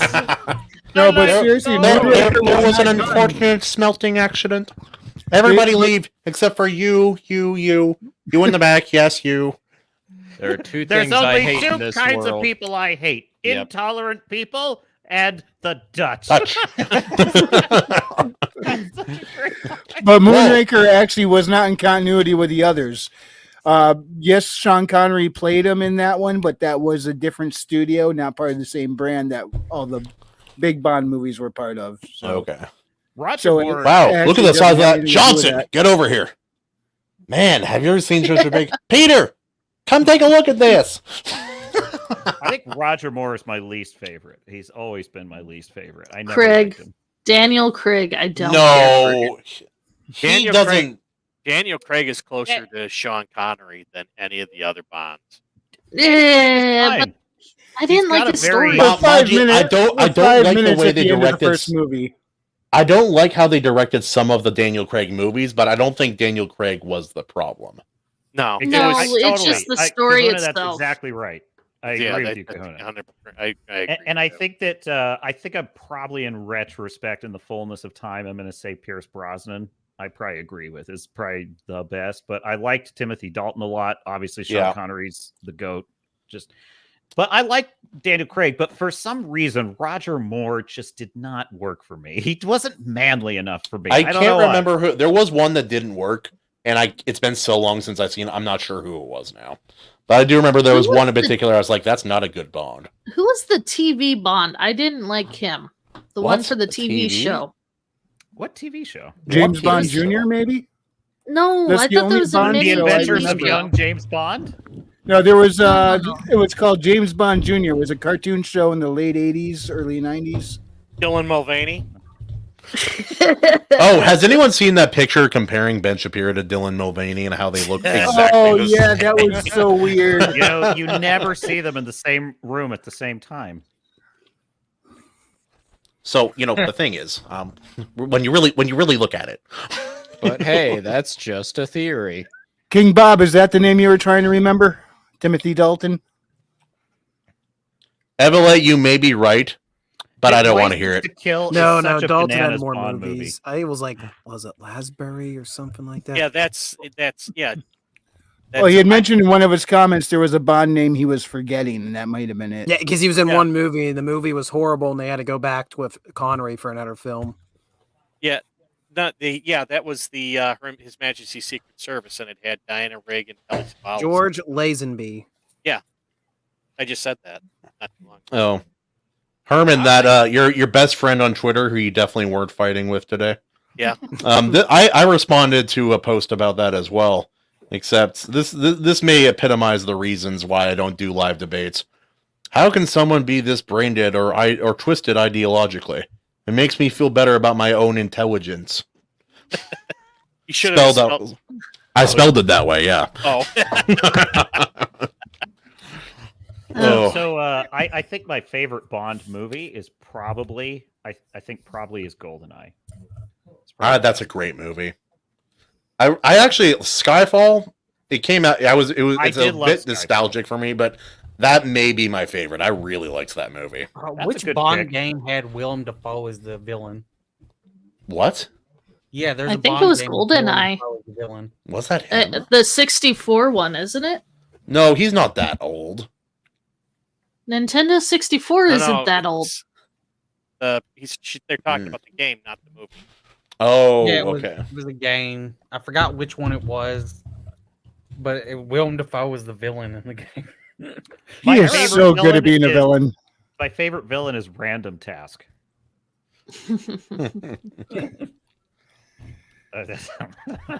Instead of Austin Powers. Anybody? I love that movie. There was an unfortunate smelting accident. Oh, well, I think mine was a fat bastard. Fat bastard. Fat bastard. What the hell? I took some inspiration. Evacuation. Come. My biggest disappointment was we never got an Austin Powers and Man of Disguises crossover, Master of Disguises, because it would have been Mike Myers. And He'd be playing what? Master of Disguise. It was so annoying. The only thing I remember about that movie Maji, get was out. Turtle. That's all I know about it from the preview. I never saw the movie. I just want turtling up for the Turtle Club. I just want to see those two cross over because it was Mike Myers and Dana Carvey. Wayne's World. Because if they did a crossover, the Master of Disguises would dress them up as Wayne and Garth at some point. If they did a crossover, Michael Myers would be playing 37 characters. King Bob, I think it was a PlayStation 2 and an Xbox game. What game? The James Bond one I'm thinking of. Who is the Iron Age equivalent of James Bond? Do we have one? I don't know Iron we Age, do but yet. I would say for me, because I love James Bond, but I would say the only game in town right now is Ethan Hunt in the Mission Impossible series. Yeah. But and I love Ethan Hunt's character. I Oh. love all those movies except the first one. I hate the first one. But, I agree The with first King one is Bob. the first one is painful to watch a little bit after the quality of the preceding films. But you know what's interesting about Ethan Hunt in the Mission Impossible movies is that it's his moral code that makes me like him so much. Because he's got this James Kirk sort of, he doesn't believe in a no-win scenario attitude. Like I can win, I can do the mission and save my team and save the day. And I kind of love that. I love that about him. Did you ever see that forgotten script? Like there was another script idea they had for the second one. It was going to be Ethan Hunt and his brother Mike. I never heard of that. No. Oh, by the way, I figured out what the name of the game is. James Bond 007. Everything or nothing. You know what I liked was what was the what's the one with crap? Kingsman. The first Kingsman I thought was a good Bond. Jonathan Pryce. Jonathan Pryce plays this media mogul who's trying to control everything. It was kind of dopey, but it was like the second Pierce Brosnan one, I think. Was Charlie's Angels Bond like? It was cheesy, but not in any other way. I don't think. My favorite. Die Another Day or not? No, it was the one before that, I think. Thank you, Evelyn. I appreciate it. I'm glad someone got my bad joke. I personally like the Johnny English series. Oh, that was funny. Oh yeah. I like for being a modern kind of version of it. I thought Kingsman was a fun movie, the first one anyway.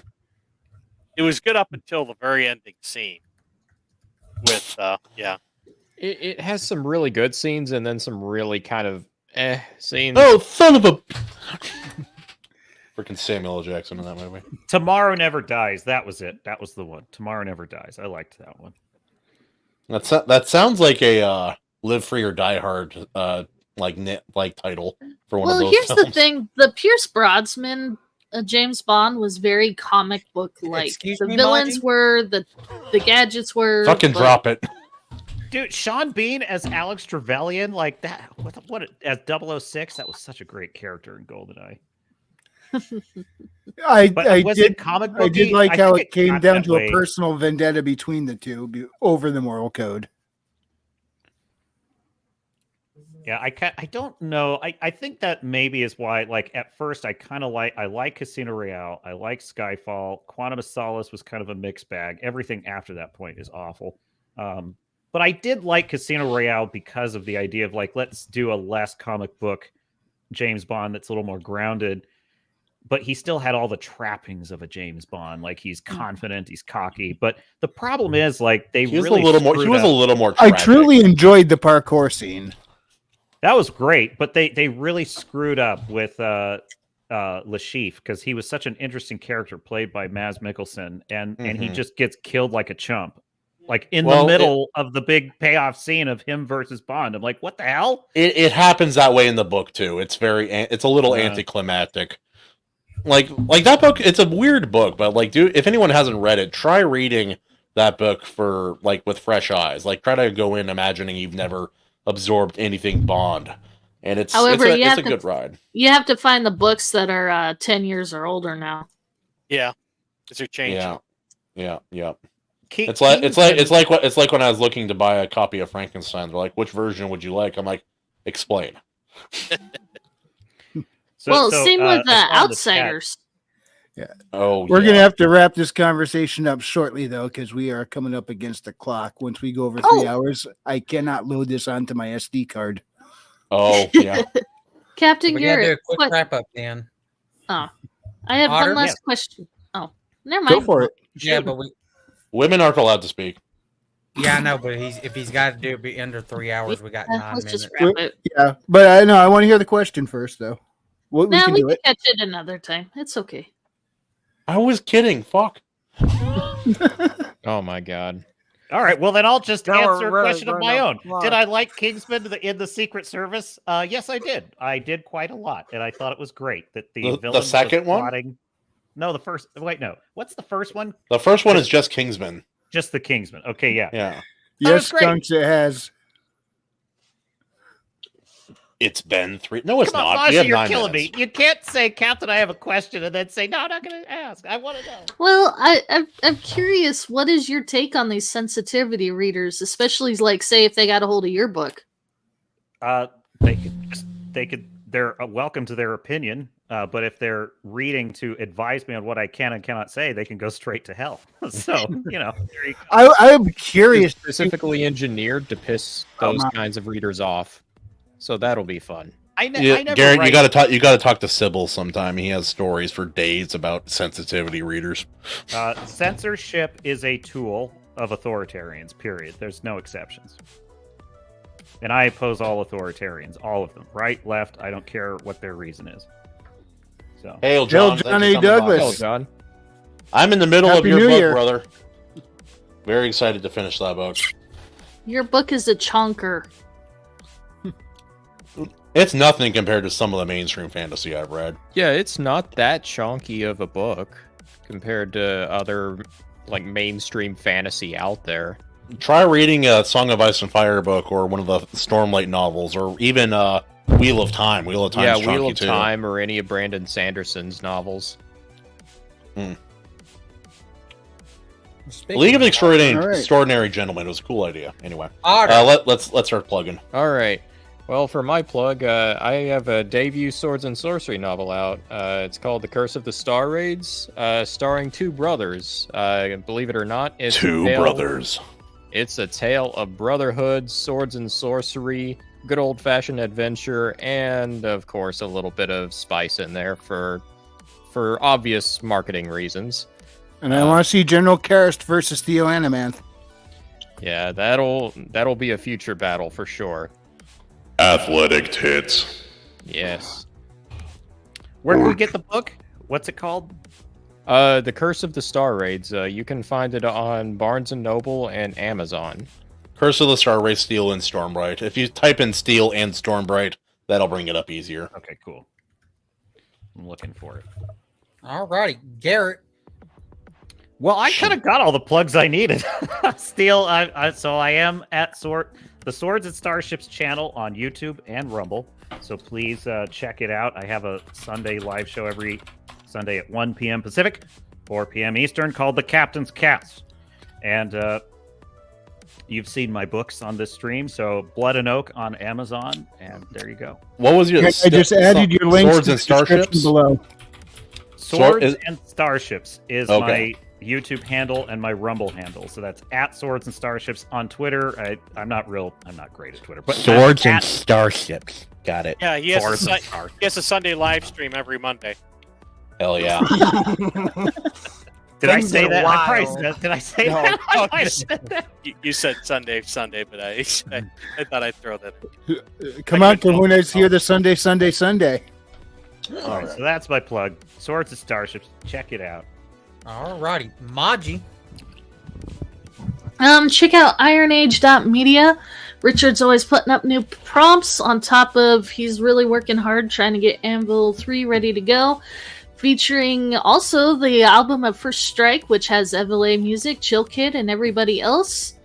Hopefully someday soon. Mine will be done, but pray for me because it's in the third rewrite. It'll get there. Prayers and noise. Christian. Sunday, Monster Truck Rally. Where do I get my Sunday? I do like ice cream. I love ice cream. You guys like ice cream? I love it. It's so Anyway, fantastic. you can find me at the Ultimate Kahuna YouTube channel and on Twitter under the same name. I make shorts. I make comedic shorts. I make a lot of Iron Age content, a little bit of traveling and Hawaii content as well. Eventually, someday, motorcycle content.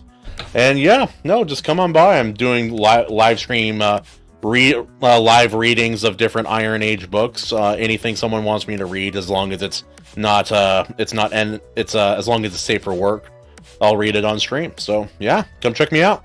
Did he just say he eats his shorts? I eat my shorts, guys.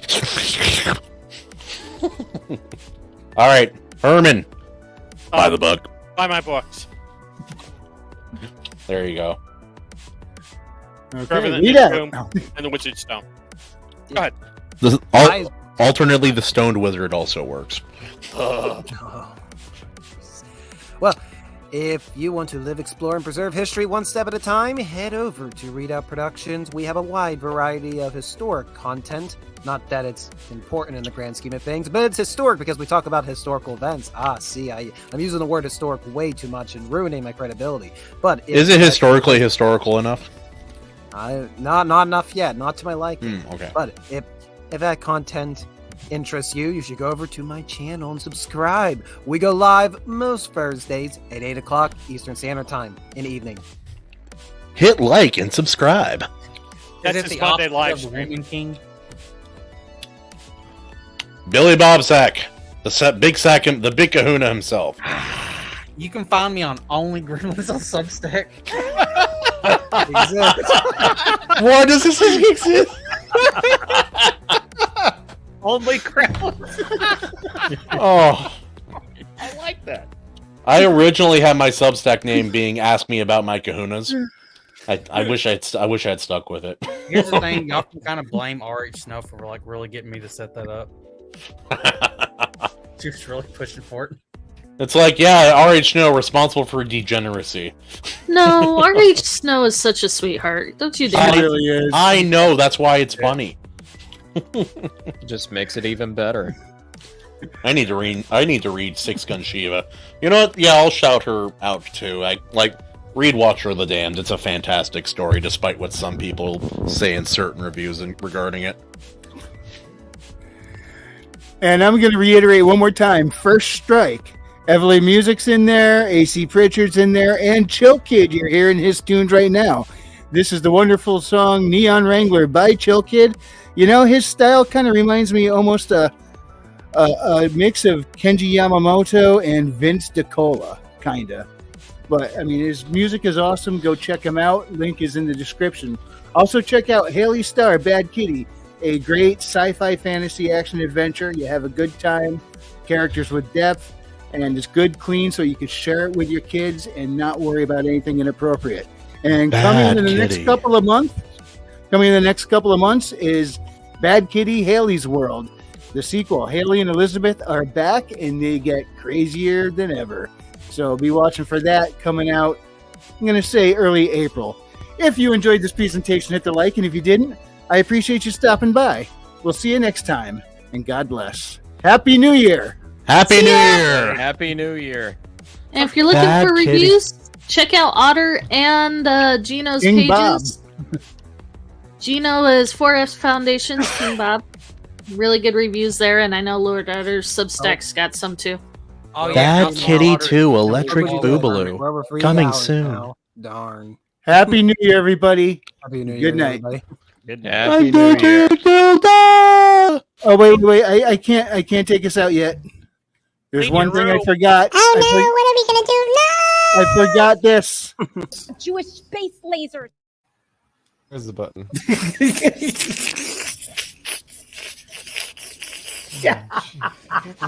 Jewish space lasers. Where's the button? Oh, you got it on a repeat. Oh, now you're just extending it right here. You had it Jewish on loop. space lasers. You had it on loop. So, Stop it. You had it on loop. It's still going. We're starting the new year with a boomerism. Oh, frick. So, God. Oh, my God. Good night, everybody.